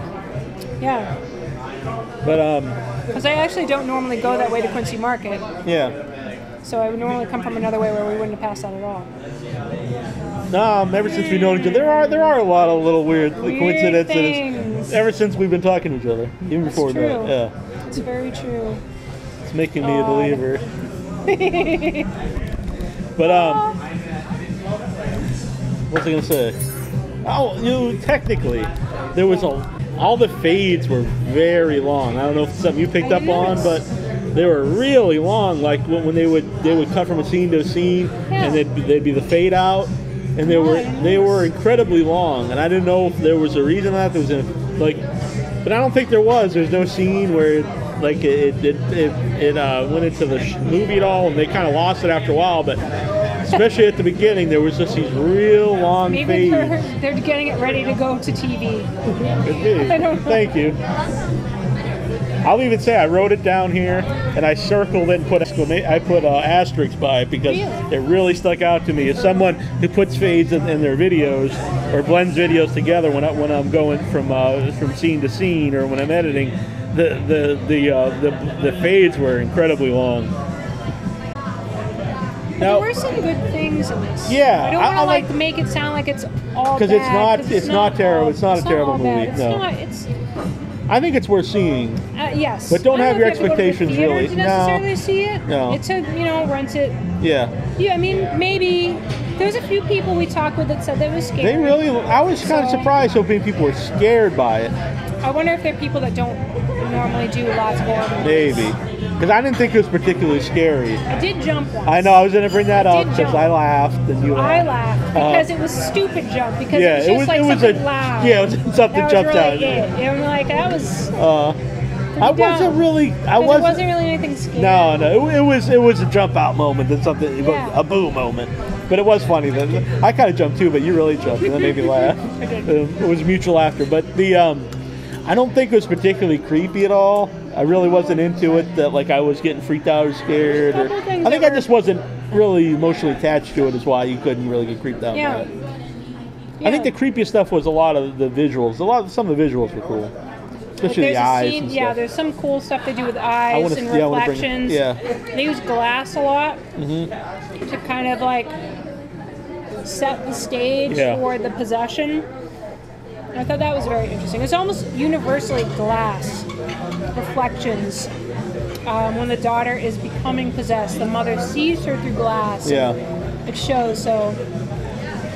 Very different Dark and Stormy than I've ever had in my life. I've had many Dark and Stormies. I've had BBC, I think, makes the best one. I like it, but it's completely different than any kind of I should not... When I came here before, I tried the Dark and Stormy because it was after Neal and I had met, and he had made a Dark and Stormy in the video. Yeah. So I thought, I'll try Dark and Stormy because I haven't had that before. And I liked it, so now I'm like... It's good, but it's very different from any kind of... It's a little more spicy, like a more spiced one. I don't know. It's a lot different. Maybe they use a different ginger beer. Perhaps. But it is good. Good. I'm glad you like it. Very glad you like it. I do like the drinks too. Yeah, the drinks are very good. Yeah. And she's paying, so I decided to get a whole bunch of drinks. Just kidding. We'll be doing dishes. I'm just teasing you. But I don't like to spoil anything, but I really, speaking of the visuals, the MIR is a... MRI. I thought that was... It was a little bit... Okay. I think it was... I will say it was done too much. If they would have brought it back a little bit and made it a little more just subtle, it could have been an awesome scene. I thought it was another Exorcist parallel. Yeah, definitely. But in Exorcist, it's so much more subtle. It's so different. The whole experience, because you're really so much more invested in the experience of the family. Yeah. And the fear of not just the possession in Exorcist, but even the MRI, that is traumatic to the child. Yeah. Just that the normal they could have done a lot more to that. The child through these things. And would it have been thievery of the Exorcist to use that stuff? Yes, but it probably would have been a stronger movie. Yeah. So even if they stole that, it would have made it a stronger movie. I thought the payoff of that scene, like I said, I don't want to spoil it. Well, I thought it was a really cool visual. I hadn't seen that before. I did think it was a little over the top when everyone had to have noticed it, and they spent a lot of time on it. If it would have been a little more subtle, I think it would have been a lot creepier. Yeah, just like a quick...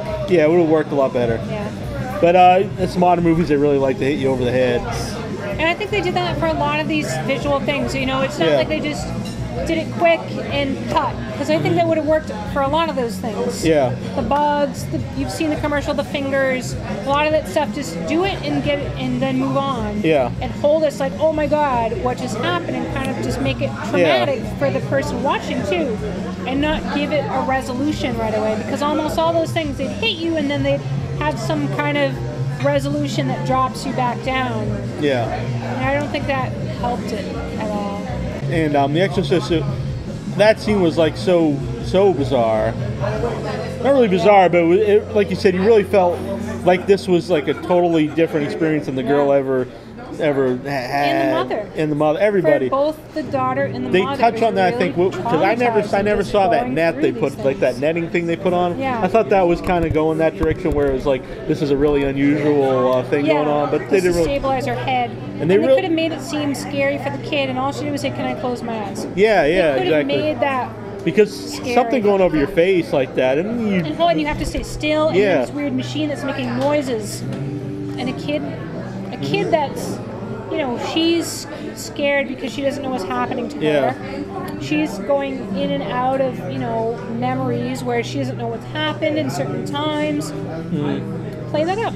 Yeah. Play it up. Make her scared of what's going on, because it's pretty much only about the experiences of the father and the mother. It's not, not so much about the kids. Yeah, because that's a big thing, part of The Exorcist, all the stuff the kid's going through. And then, you know, after the movie goes on for a while, it's totally possessed her. But in this movie, even the build up to that, they don't really show like that she's like being traumatized by this. They do a little bit, but not that much. Really missed opportunities. Yeah.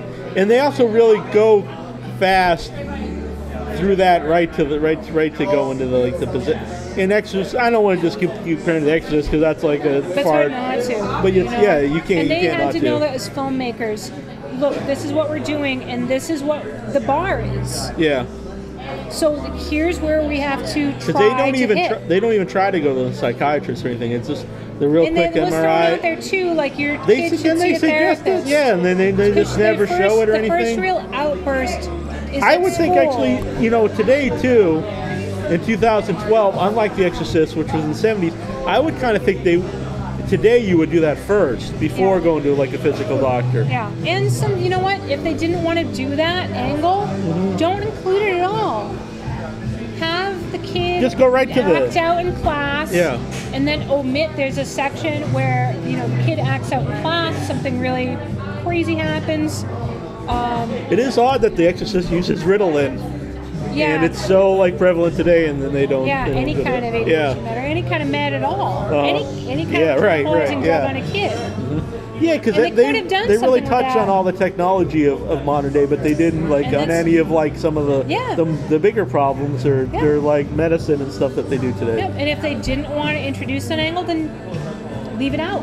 If you don't want to have that, maybe the kid should see a therapist, because they bring that up more than once. They bring it up in school, and then the mother's boyfriend mentions we should really take her to a therapist, and then they're actually going to, and then they just annihilate that. You could which could have been really interesting. Yeah, honestly, because in The Exorcist they don't really play that out.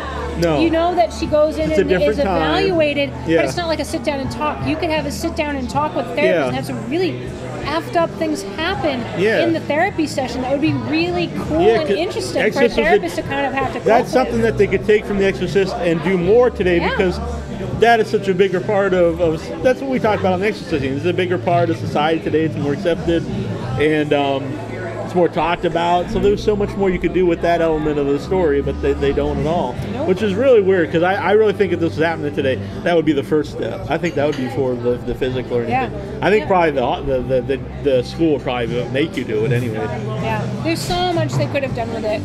Just the way the kids are handled nowadays. And not that it needs to be any kind of like political statement. Yeah, I was going to say that too, but you could take advantage of what is a cultural norm and the things that are going on in the culture. Take advantage of that. Use it to your advantage. Yeah, because they did with other things. So I don't know why they didn't do that there. Yeah. But so it seems like really like someone found this story, thought they could make a movie out of it, make money, and they applied all the normal Hollywood shit to it. Yeah, we're back. We were talking about the psychology and that they didn't go to the psychiatrist. What I was going to say was, I think not only is it a real modern thing, and if they would have went to the psychologist first, I think it would have made the when they went to the ancient to the Hasidic Jews, it would have made that a little more powerful. Even though that's still going to be over the top. But like you go to this ancient people, this ancient way of thinking, this old way of thinking, after going to the modern Very day. true. I think it's a good call because it's definitely, there's a certainly, I mean, it's probably always been this way, a real battle between people that follow science and people that follow faith. Right. And to show that, hey, guess what? There's some places science just can't go. That faith goes. Yeah. And sometimes you just have to let go of your modern thinking to solve problems and to address certain things that are just beyond science. It makes it more powerful to me. It's like you go through, like as someone who has no faith, you would go to all these things that you think, well, it's got to be this, it's got to be that, and then if you just lost like all hope of finding any answer, then you have to go to something you might not necessarily believe, but you want to find an answer to the problem for your own daughter and stuff. So to me, it would have made it more powerful. I think again, it would be kind of like a regurgitation of the Exorcist. But if that would work, I'd rather have someone make something similar to The Exorcist and have it be a good, powerful movie than try to avoid it and have it be very patchy feeling. Very incomplete feeling. Someone once told me you can either be better than, less than, or different than. Yeah. And it's going to be really hard to be better than The Exorcist. So even if you're trying to be at all, you're probably going to be less than. So if you were different than, you try to find a different way to look at these things. So I think if they would have went to that first, it would have been different than The Exorcist anyway. Yeah. But they didn't. Though we didn't have Hasidic Jews in The Exorcist that were dancing around. So I guess they were different. It really seemed like a Mel Brooks movie to me. Yeah, you were saying Mel Gibson. I was thinking like a comedic Mel Brooks film. My yeah. God, it was just the way. It was terrible. It was really horrifying. And I don't know if most people would have picked up on that necessarily. Yeah, I'm surprised they haven't. But I think it's a lot of times when people are offended by a film, they don't even see the movie. They just hear what it's about and they're offended. And I think the fact they heard that that they used the Jewish faith, they probably thought, well, that's a good thing. But I think if you actually went and watched it, you would be offended. Yeah, because I same as you, thought this will be an interesting take on spirituality.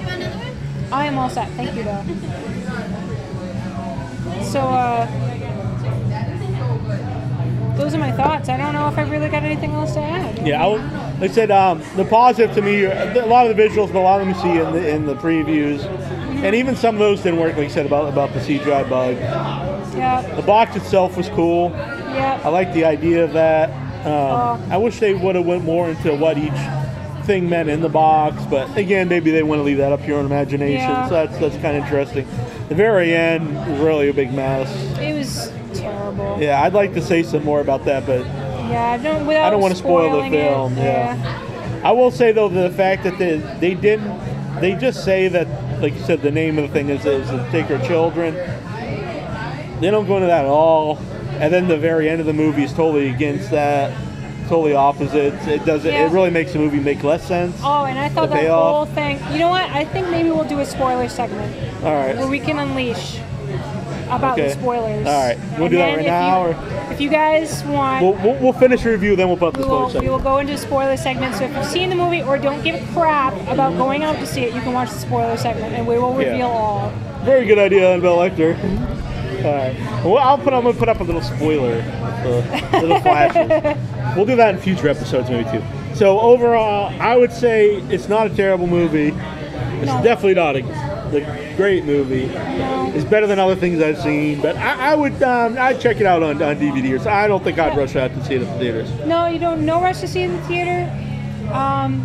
Especially if you're a real horror buff, it's not anything. I mean, I had that one stupid jump, but it was not. It was a totally. It really was a boo segment. Jump. It's not like. So it's not. If you're a horror fan, it's not going to surprise you at all. There's no surprises. The story's okay.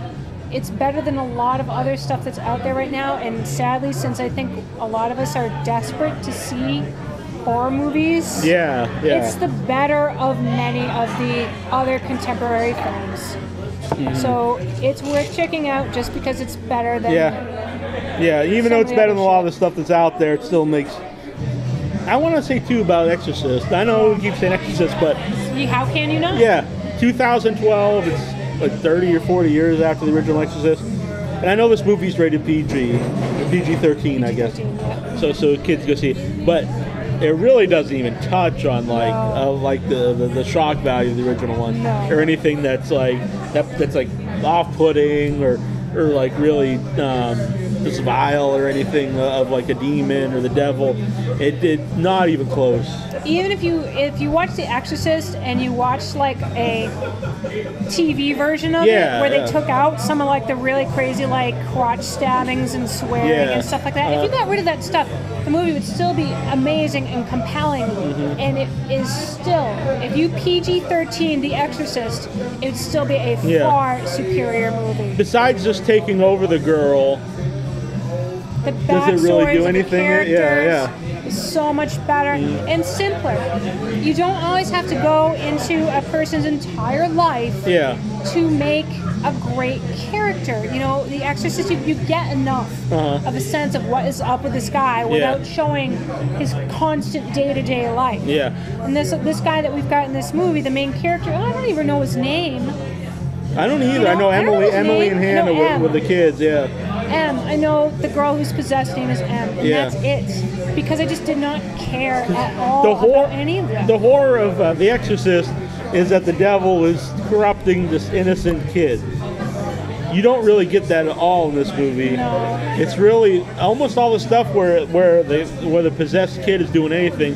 It's either like trying to kill somebody or stab him with something. Yeah. There isn't just like destroying the kid itself. Yeah. You physically, mentally, emotionally, that's all in The Exorcist. Yeah, like the kid it's just like corrupting and decaying the whole thing. But it's not enough. Yeah. It's not powerful enough. You know, sometimes she forgets what just happened and things like that. It's just not enough. She gets scared a couple times, but it's just not enough. In The Exorcist, it's like it's a decay of everything, not just physically. It's emotionally, spiritually, just the whole being. Which there's no reason why they couldn't have done that, and it wouldn't have even been a ripoff of The Exorcist, because any classic exorcism case, the people become shells. They just totally deteriorate. Like she's wearing a ring and her hand gets discolored. Big effing deal. I thought that was a good, like, if that was just used as like just like a hint at something that's going to happen later on, but that's all pretty much all that happened. Yeah. If that's really early in the movie, I actually thought that was pretty cool originally. But it was just like a hint. Do like something with that. It was just a foreshadow without any payoff, really. Because they could have had her go gaunt. You know, why not? Yeah, because there's progressions of how she goes downhill in The Exorcist. It isn't just from one point to another point and goes back and forth. This one she goes back and forth from being totally normal to being kind of weird. And it's funny because they could have, if they want to build up this whole like revival of this couple's marriage crap. Why not have the dad seeing signs, the mom is seeing signs, and have them conference. I'm seeing this, I'm seeing that. Well, we're the parents. Why not do that? Why not say, I'm seeing these changes, and have them try to discuss it? If they're going to build this relationship, why not bring that in as a part of it? And they just don't bother. Let's skip over it. So, like I said, overall, I would say I would check out DVD if you're really into horror films, possession films, stuff like that.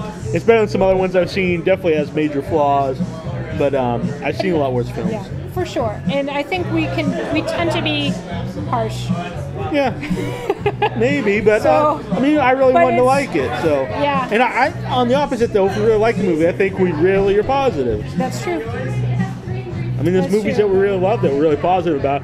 Even maybe ones that aren't necessarily great, like we really love Bloodsucking Freaks. I was just thinking about Bloodsucking Freaks, but you know what you're in for. When you see Bloodsucking Freaks, it's not. They totally go with the concept. It's going to be totally bizarre. What do you think? Another round? Or? I am all set. Do you want something else? If you want something I'm going to have just a traditional margarita here. Traditional? Yeah. Did you want salt in the room? Yeah. Okay, thank you. All right. So I think we haven't tried a traditional one yet. No, it's true. It's good. Yeah. I need something to wash the shame off of you. if you watch Blood-Sucking Freaks, you know what you're getting into. You know it's going to be crazy. Yeah. I mean, I did tell Neal, because I'd seen the movie many times before. I told him in advance, you're going to love this movie. It's just really non-stop. So I'm really glad that we watched it. I'm glad we watched it together too. I think that added to it. For sure. And it was really weird circumstances because we were watching it. We were watching the movie and we're just wondering, like, I wonder if any of these people are around. Yeah, I checked him out on Facebook. And I was like, hey, I found him on Facebook. I'm going to add him. Yeah, we both added him like the same time. Like, added us right away. And we both, I don't think we even knew, but we each emailed and asked him to come on. You probably thought, man, these guys are really big fans of this. Right? Because I wrote my message and I said, well, Neal will probably be in touch with you. And I think he was already in touch at that point, and he was all about it. So. And then I talked to him on the phone, and he seems like a crazy man, I gotta say. So I'm really looking forward to it. It's cool stuff. So anyways, I think maybe we should wrap up the main event review. Yeah. And then we'll move into the spoiler. Right. So if you're cutting off right here, I hope you enjoyed this episode. Rate, comment, subscribe. All the good stuff. Mm-hmm. It's good food. Good drinks, for sure. Good drinks, for sure, definitely. Good friends. Good times. All right. Good friends? Yeah, we're all right. Yes, we're good friends. I'm just kidding. It's good times here. On Dinner Movie. Now, screen time for spoilers. I think we should get into spoilers, folks. So if you're getting blurry in my vision. Brave and I'm on my bold fifth of drink. heart. Yeah, you've been doing really well. I have to drive. He does not. So he's a lucky one. He can just keep drinking. And I have a job to go to tomorrow. I have kids to put on the bus in the morning. And 6:30 in the morning, I'm going to put my friend's kids on a bus. And comes a guilt trip. No, you should be. I'm happy for you because you are able to drink. All right. It's good. I'm not like sad. Okay. Well, a little sad for me, but I'm happy for you because you get to enjoy. Do you want to taste a traditional one? Rajas, sure. You gotta be very careful handing these back and forth. It's good. It's good. Good normal margarita. It's always good to try a regular one once in a while. Yeah, it's good. All right. There's so many here, so if we ever come back, there's still a lot I can try. All right, folks. Spoilers. Spoiler time. Yeah. Let's spoil this bad boy. All right. Where do we start? There's so much. So the beginning of the movie. Let's go back to that. Okay. Maybe we could try to do it play by play. Beginning of the movie, old woman has a box on her mantle. It's whispering heebie-jeebie Jewish shit at her. Which is she's cool. She's approaching it, and clearly she's like at odds with this box. Yeah. And she ends up like getting a hammer out. Yeah, she's gonna beat the hell out of the box and destroy it. And she's thrown around the room like a freaking rag doll. Yeah. And ends up like face planting into a glass table. Collapses, and her son comes home and is ringing the bell after hearing her scream. Comes in, like breaks into the house and opens the door and screams. And then from there, then the guy. I thought she was dead. I did not think she was dead. But she's apparently not dead. She's just friggin'. She just face planted some glass. Doesn't make you dead. I don't know, but the guy's selling her stuff. He's like, if my mom was hurt, I wouldn't say, I'm selling all her stuff now. Not all. Maybe they have to pay for the medical expenses because they don't have insurance because more guilt. I'm feeling bad for the guy now. He's got to pay for his mom, so. Doesn't have insurance. Yeah. It's a sad world. Another political statement they didn't touch on. They could have. Speaking of political statements, and this has nothing to do with the spoilers. It's just a seed of thought in your mind. Yeah. Well, I was at the bus station. I was just hanging around, and there was a guy there. Not only is it spoilers, this is now political commentary during a movie. Mm-hmm. So I'm a friendly guy. I don't know if you noticed this. Maybe you don't agree, but I'm sort of friendly dude. So I was just standing there. She accuses me of making that face. So I was standing there and I was talking to. I'm just kidding. And so I was talking to the security guy, and he was, just making small talk, whatever. And then this older gentleman, he came in with a bunch of suitcases, so he was like on some type of trip. Yeah. And he stopped, and it was this African American. I'm going to interrupt you. Mm-hmm. This older gentleman with a bunch of suitcases. Did he look like a business guy, a normal guy? I would say a normal guy. Normal guy. Yeah, with raggedy suitcases or nice suitcases? No, they were pretty raggedy. like he was on a trip or something, and he had like a old suit on, not like a business suit, like a corduroy kind of thing. Okay, so like a middle class kind of guy. Yeah. Old New Englander kind of man. Right. And he stopped and he stood by us and he looked at the guy and he's like, they have you working security here? And he's like, yes, sir. And the guy was like, he's like, oh, well, I bet you're glad that Obama's in office. And he just like looked at him. And he's like, I bet you're really rooting for him for another term. And the guy just looked and was like, what are you trying to say? I don't know what you're trying to say, sir. And the guy just laughed and went down the escalators. Wow. And I actually burst into laughter because that kind of thing is funny to me. But not funny that I think not like funny like you're laughing with that right, guy. I'm laughing funny, at like, that guy. I can't believe this just happened. Exactly. And the security guy shared my point of view, so it was all good. And I was like, what did that guy just ask you? And he said, and it was a very funny moment. I find these things kind of happen. I don't know if I can take totally mundane moments of my life and make them interesting, or if just weird things happen to me all the time. I'll go with that. It's a strange thing. Yeah, it was funny though. But anyway, if anybody's on my Facebook, take that into consideration. That when I say things, I'm trying to make that funny. I don't necessarily take that into heart. That's not aimed at you. That's aimed at other people. It's aimed at you too. But I think everything's good. Let's just spoil this up. All right. So she's dead. She's not dead. But the guy's selling all her stuff anyway. Yeah, son is selling off her. Well, it's a lot of crap. Dishes and all kinds of stuff. Yeah, all her belongings. So they'd already set up. Then she gets better and she comes home and all her stuff's gone. It would suck. Yeah. But they set up like the backstory of the father, estranged from the wife. He's got a new place. It's his big house. Yeah. He's got 2 daughters, and they spend the night with him. And they have pizza. Oh no, we can't have pizza. Stupid. I'm sorry, so stupid. There's no reason to include that. Yeah, the pizza stuff and the pizza on the so tree. Dumb. Just these little things that are supposed to like make you invested in the characters or something. Like, I'm sorry, I don't care. It was very sitcom-y. Very sitcom-y stuff. So they're driving to wherever. They have to drive back to the mom's house or something, and they pass this yard sale. Yeah. Oh, you need dishes, Dad. Let's stop. They get out. They're looking at shit. One of the youngest girls trying on like long gloves and a hat, and she's drawn to this wooden box. Ooh, drawn to the box. Like, you know that like shot where they zoom in on the face, but the background like comes in weirdly, so it's like, you know, it's a real crazy dramatic thing. And do you think the box is too big? I don't know. It looks big in real life. Like the picture of the box looks pretty big. I don't know, to me, I expect like something like that to be smaller. I don't know why. I think having looked at the story online and about it online, it's big. It is a big box. So I didn't expect it to be any different. Okay.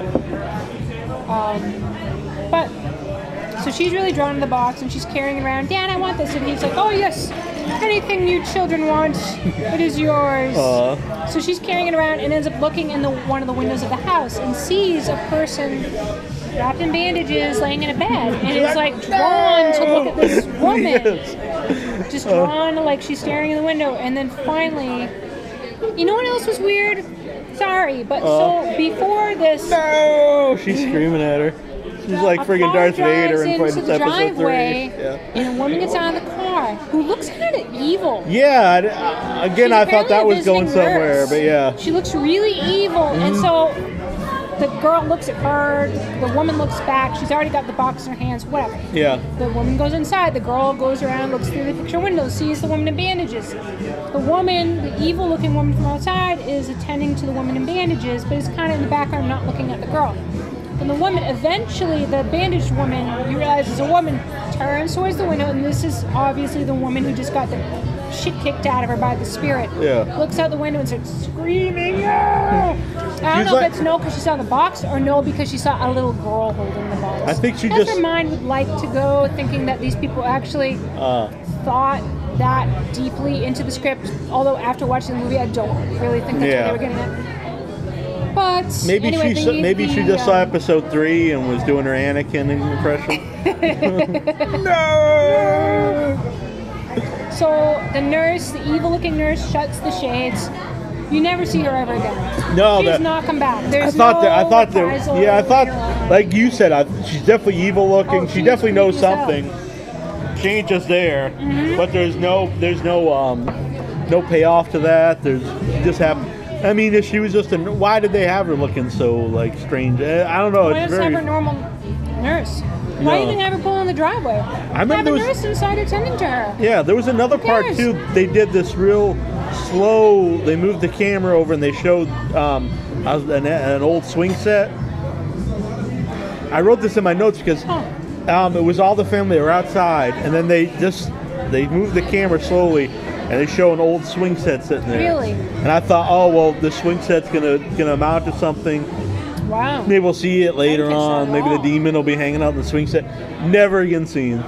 What scene was that? It was real early in the film. It's actually when the dad picks up the kids. I think the first time at the mom's I house. totally missed it. Yeah, Totally. and it was real odd missed because they show them outside the house and then they move the it. It camera. looks like foreshadowing. Yeah, Of some kind. and they even take them out of focus and put the swing set Really?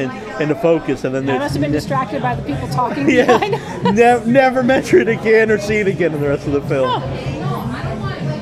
I have it in my notes somewhere. Yeah. We take notes, we're prepared. Yeah, got to. So So from there, then- yeah, Go ahead. more chaos ensues.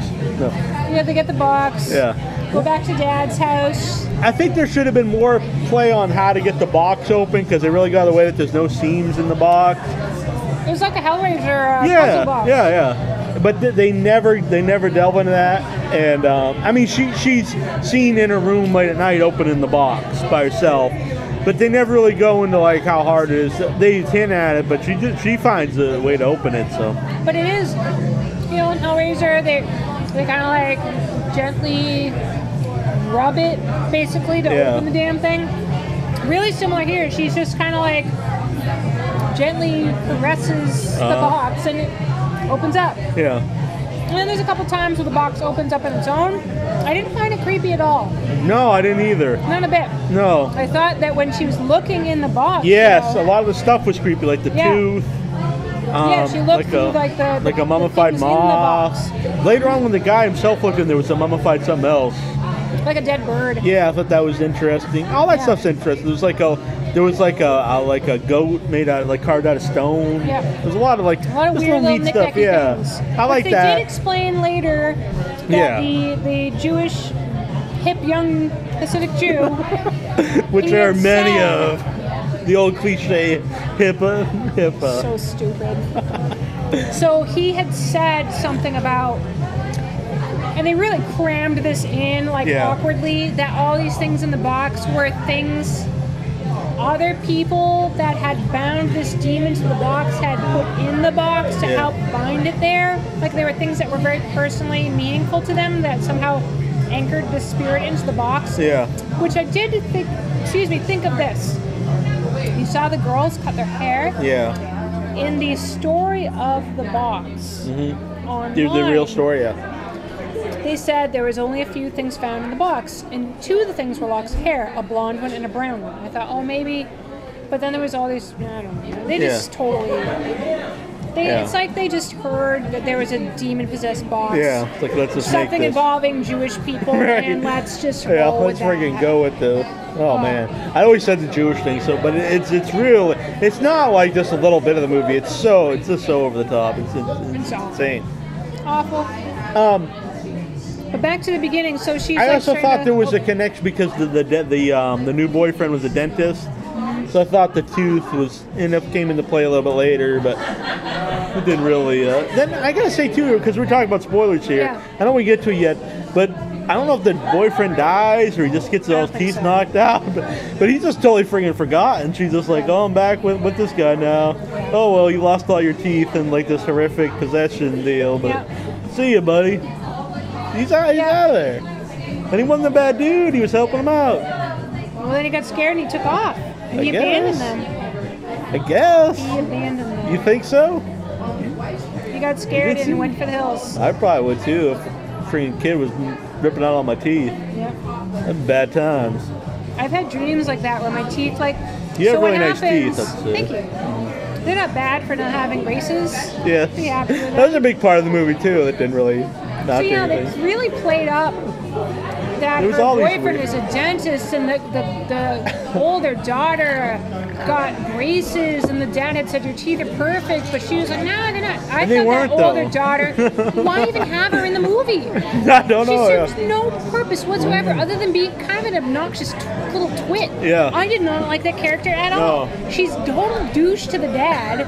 Yeah. She, you know, she's like angry because of the divorce and really treats him shitty and really doesn't interact with anyone enough to have any actual value. Yeah. At all. Totally unnecessary to the movie. Totally unnecessary. When the younger kid's starting to change his possession, she stabs him in the hand with the fork. Yeah. I thought that was pretty cool. Yeah. Again, you don't need the daughter, Yeah. the other daughter in Yeah, there. she's not needed. Like you said, she's not needed. She's not. She doesn't really. If you took her out add there, it anything. I wouldn't have made any difference to the film. No, I would have been less annoyed Yeah. because she was annoying. Where did he take that box when she goes and when she runs away? When she goes and finds the box? Oh yeah, so like eventually what happens is he realizes, because the kid is totally obsessed with the box. Like she goes to school with the box in her duffel bag. Some kid is being some little shit, a couple seats behind her, and like trying to takes steal his it, yeah. foot and like steals her bag, book bag, yeah. without her seeing it, and then opens the bag and the box is there, and he's like, what is this? And she realizes, like, she gets this weird feeling like the box is no longer in my direct vicinity. Turns out she's a kid with a box and gets up and loses her shit, like screaming to give it back, and becomes very violent. So then the kid is like just totally obsessed with this box. Yeah. And they really, really emphasize that the whole time. So the father eventually, he takes the box, goes to like the back of a factory or some kind of warehouse, something like that, where they've got like big giant dumpsters, and just pitches it into a dumpster. So then, I thought too when she's like calling Ash to get it, but he's way behind her. And he's like a grown man running after her. Yeah, that's true. She's got Same the thing demon with, speed. yeah. Same thing in the hospital. The Right. woman, they're way behind. Yeah. Because they're taking their good old time doing all kinds of crap. Yeah, that's true. That's weird. And they're like miles behind them, and it's just a little hospital. You know what I thought in that scene where the little girl, so eventually she like is drawn to the box in the dumpster by the demon to go get the box. So she just, you know, there's some other thing that happens in the house. She runs towards the box in her bare feet in a nightgown, right? I thought it would have been a nice effect to have shown like the bottom of her feet being all torn Yeah, up right, and yeah. shitty. Because she you're ran, running- yeah, and running- They implied that she ran pretty far on pavement in her bare feet. And she's a young girl, Yeah. and it would have torn the hell out of her feet. Yeah. Why not at least show that? To show like now she's at this state where she's impervious to pain. Pain doesn't matter to her. And it's funny because the scene that led up to that, the girl's becoming possessed. Father knows something is up with the box. Challenges her about the box isn't here anymore. Well, where's my box? So she's in the room and she's really like bitchy to him about there's no box. And he's kind of like in front of her in their hallway in the father's house, and they're having this back and forth dialogue about where's the box. Yeah. And you end up seeing the girl, like, you could see that it's like she got slapped.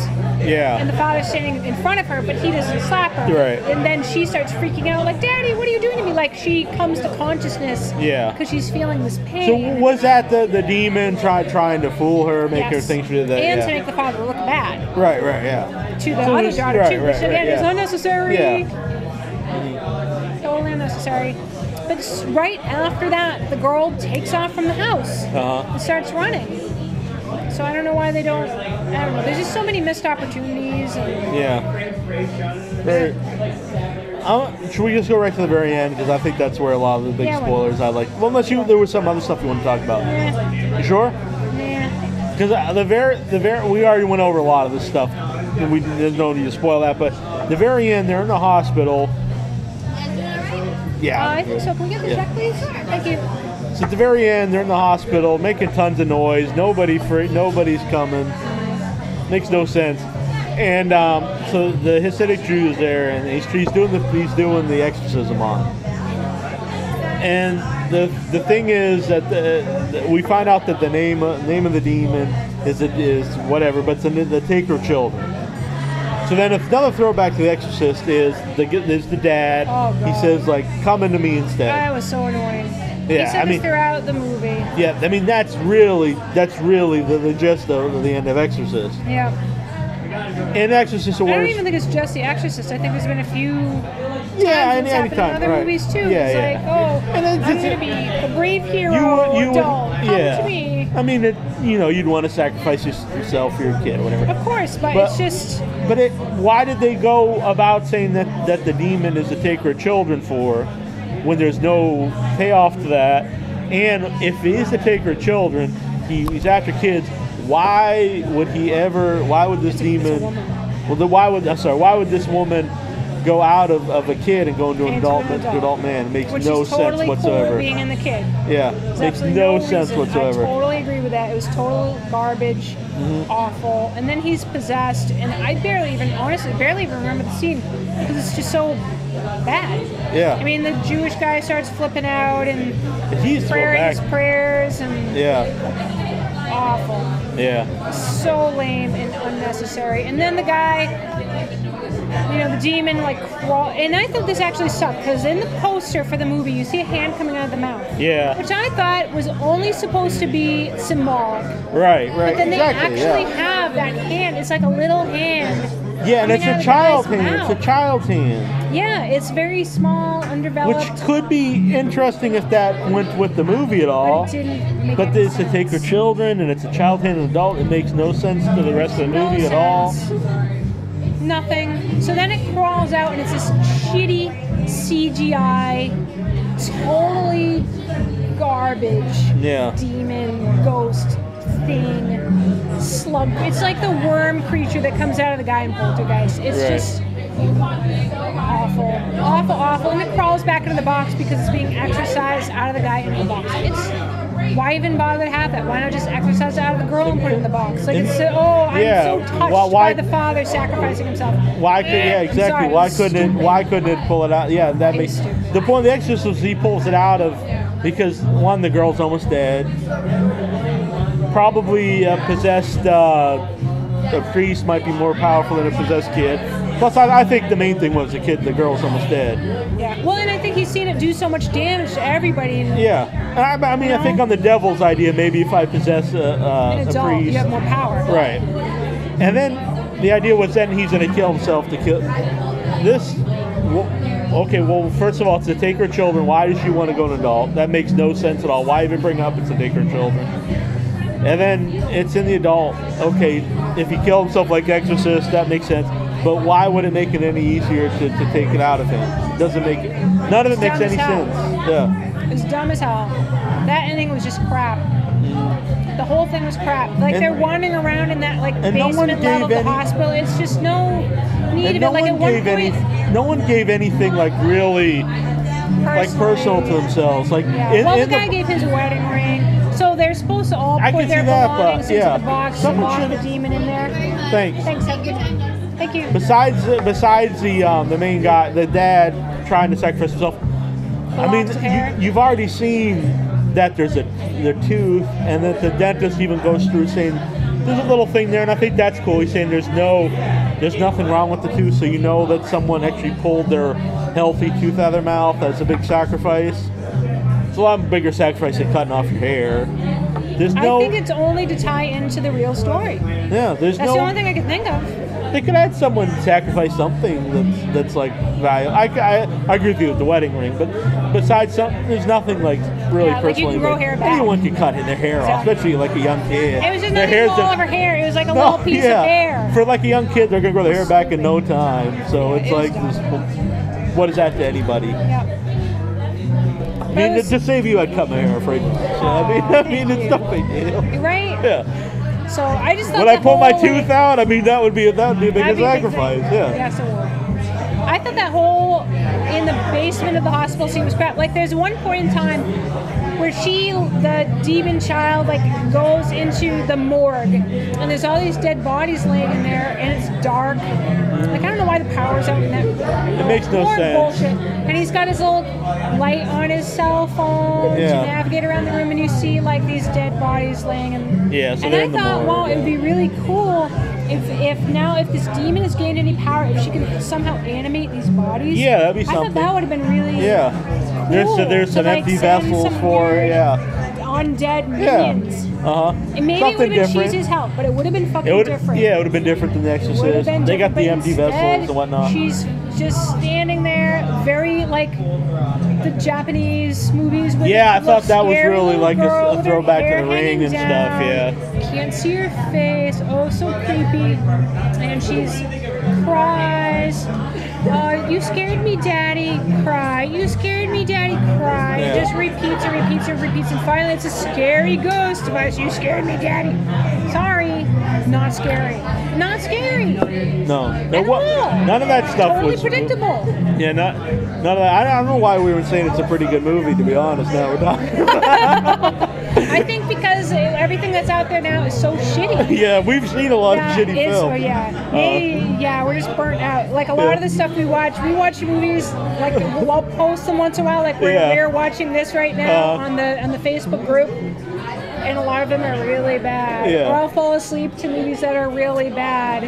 And so this being a mainstream movie, we get to see new release. Yeah. Yay, new release movie. You get excited. Hooray, I can see a new release movie in the theater. Right.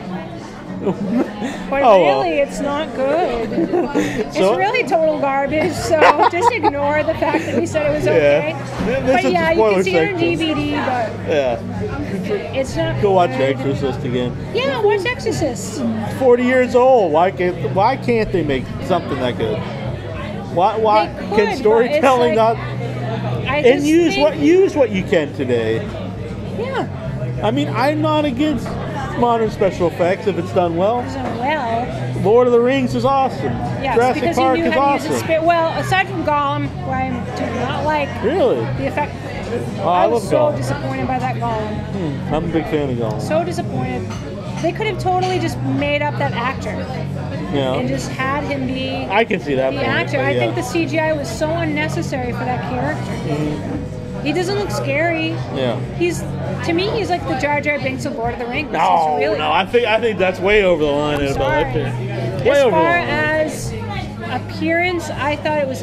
Look at what they did with Urukai. Amazing. So many I think Gollum characters and looks creatures. great. Amazing. I think Gollum looks awful. He's goofy as hell. I do think the voice is even. It makes me think of Slimer from the Ghostbusters cartoon. I just don't think I know you anymore. I read the books. And honestly, even the cartoon, like the old, who made that cartoon? Ralph Batchke? Something Batchke. Something like that. If you're our age, generation at all, Frodo of the Nine Fingers and the Ring of Doom. if you saw the cartoon of The Hobbit from like the 70s with the greatest adventure is what lies ahead, that great cartoon when you're a kid. Of course, it's not like true to the story totally because it's a half-hour cartoon, but the Gollum in that is very creepy. Yeah. I think he's very creepy in the new creepy. one. I don't think he's creepy. I think he's an amazing. I think he's an awesome I think he's character. really I great. think that the guy who played him deserved to be up for best supporting actor for it. Amazing performance. Just totally disagreeing with you. I'm walking out. I think that when they, in this, I believe it's the second film when they show like Gollum slowly changing from a hobbit. Yeah. They show him in the caves, and he is really scary. And that's not totally CGI. A lot of that's just makeup effects, and he looks creepy as hell.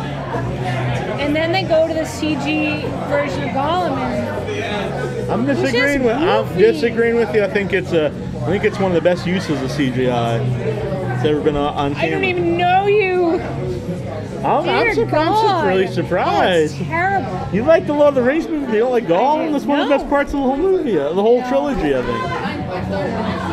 I loved those books, and I thought it was a total disservice to the depiction of Gollum in the books. Wow, I thought it was awesome. Totally crap.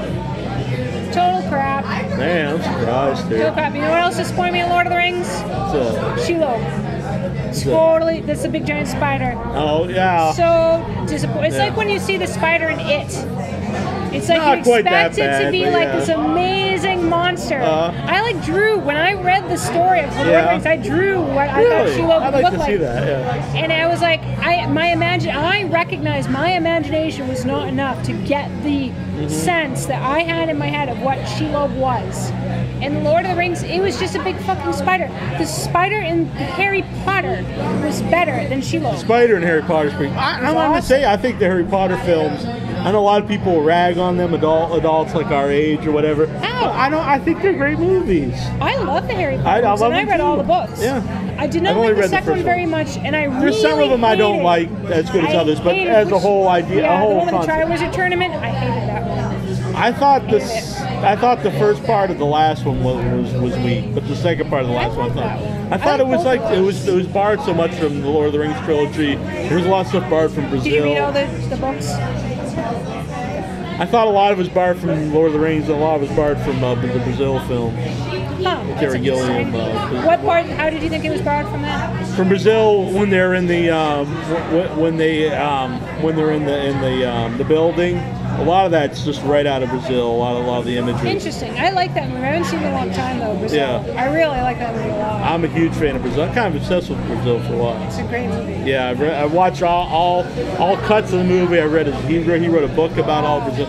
I love Brazil. I think that's just a masterpiece of a movie. Yeah, I enjoy it quite a lot myself, and not many people do.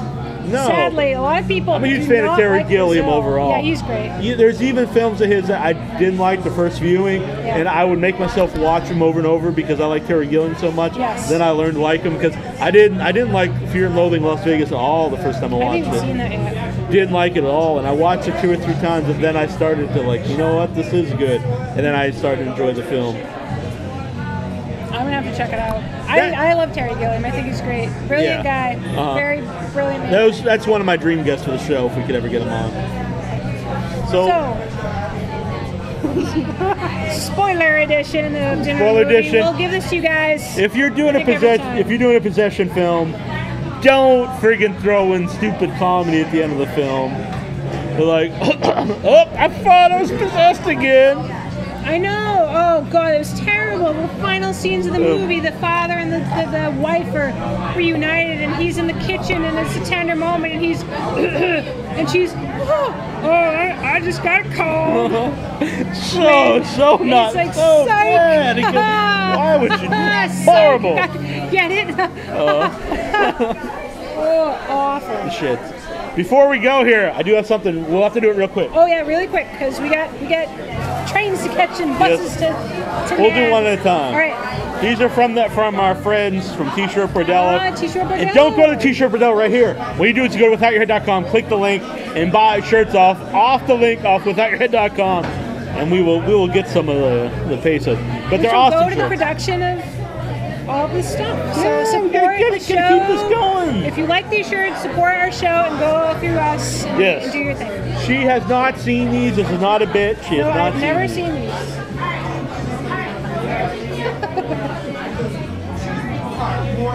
The Amity Island shirts. Clear skies, gentle surf, and white sands, Massachusetts, United States. Lovely. I thought that was smarter than the sand because we're from New England area, so that was cool. That's cool. Yeah, I didn't know what he was going to say. I just said horror related. Oh, I know I'm going to like this because I can see this. I wasn't sure if you liked this or not because I wasn't sure what your thoughts on Walken was. So. I love it. Christopher Walken is the man, and so I love this shirt. That's awesome. I'm happy about that. I'm going to wear that proudly. Proudly. I might not even cut it. Yeah, and I want to thank them too because they sent me some shirts recently, and I'll be wearing them on some videos very soon. And the coup de grace. Oh man, I think I know what this is just because of the color. I see some writing on it, and I'm pretty positive. Oh, it is. This is like, I actually entered a Facebook contest to win this shirt. Can you see this, people? Yes. You see that? That's awesome. Chocolate Bistro, Hannibal. You are what you eat. That's. When I saw that, Name on it. That's amazing. I was so happy that they sent that. I could envision. It's got like the little mods on it too. It's like a little lamb and then the little like death's head mods. That's awesome. I could envision your face when I saw that. It put a smile on my face. Awesome. I'm really glad to. I know how you. T-shirt Bordello. Yes, exactly. Thank you. I know you feel mutual about this kind of thing. It's fun to see someone you like happy, and seeing you see that really made me happy. So it's a good time. Makes me happy. Thank you so much. So thank you guys, and withoutyourhead.com. Click on the link. It's right up in the corner. Buy the shirts, and we get a little cut. It's good stuff, and the shirts are really awesome. That's why. I'm happy. Yeah, they're sweet. High quality stuff. Actually, I forgot to bring my New York City shirt. Oh, we gotta go, but my New York. I bought this New York. I love New York. Yeah. I heart New York. I meant to bring it. I wore it once that night we stayed to wear to bed because the shirt I was wearing was like this material that is not comfortable to sleep in. So I wore the shirt to bed. You can watch that on the video, the VHS, right? I laundered it once. The heart is falling off. It's like this sad, wilted heart. I'll try to remember to bring it next time. Yes. It's funny as hell. It is a perfect analogy of the New York experience. I will say right now, I don't think anything we've ever done personifies our old saying that we will make our own good times as a New York trip. If that wasn't true, that would have just been a total disaster. Oh, it could have been bad. But I the best of I it. do think our friendship or whatever the hell we got going on here, it made a fun time for it worked out. It really did. It did. We found a good drinking hole, and we did. Yeah. It all worked out. It was a good time. So again, here we're gonna take off because we got the hell out of here. Yeah. You gotta pay. So I hope everyone enjoyed the show and check it out. Withoutyourhead.com. Rate, comment, subscribe. You gotta do all that stuff. Give me a shake. Big nasty pointy teeth. Alright, we'll get out of here. You guys think about that movie? It was fun. Yeah, you enjoyed it? Yeah. Did you have expectations going into it that it was going to be really scary? And what did you think about how scary it was? I thought it was very scary, but it isn't. No, not as much as you expected? No? Yeah. Okay, great. Well, thanks very much, guys. Yeah, thank you. Take care. Just a few moments about what you thought going in and what you thought coming out. Fantastic. You really liked it? It was really good. Loved So it. you guys got really scared by I it? like horrors anyway, You so do? yeah, absolutely. So this like love met your expectations? No, it was creepy, but it was creepy in sort of kind of an old school sort of way, because I think too many horrors now are based around too much gore, whereas that was more kind of a shock, you know. So I think bringing horrors, a lot more of those films out as well. horrors are going back to that, which I think is proper old school horror, which is better. Yeah, I We totally saw agree a with trailer of this. it back in the UK, so we were on holiday, so we thought we'd come and check a movie out. Check it out, Excellent. And horrors is one of our favourites. Great. So Do you want to give us your names really quick? Denise Whitby. Okay. Yeah. And Kevin Cook. Okay, great. Yeah. Thanks very much, guys. Brilliant, no problems. Okay, Here, see you you later. wanna- Not very realistic. Not really? No? It's too scary. Too scary? How about yourself? What did you think about the movie I tonight? was scared. You really liked it? Some pictures I don't even dare to watch the screen. Yeah? That's what I did usually. Oh, really? If I scare something, I will ignore it. Yeah. I will look at somewhere else. Yeah. Yeah. Great. Thanks very much.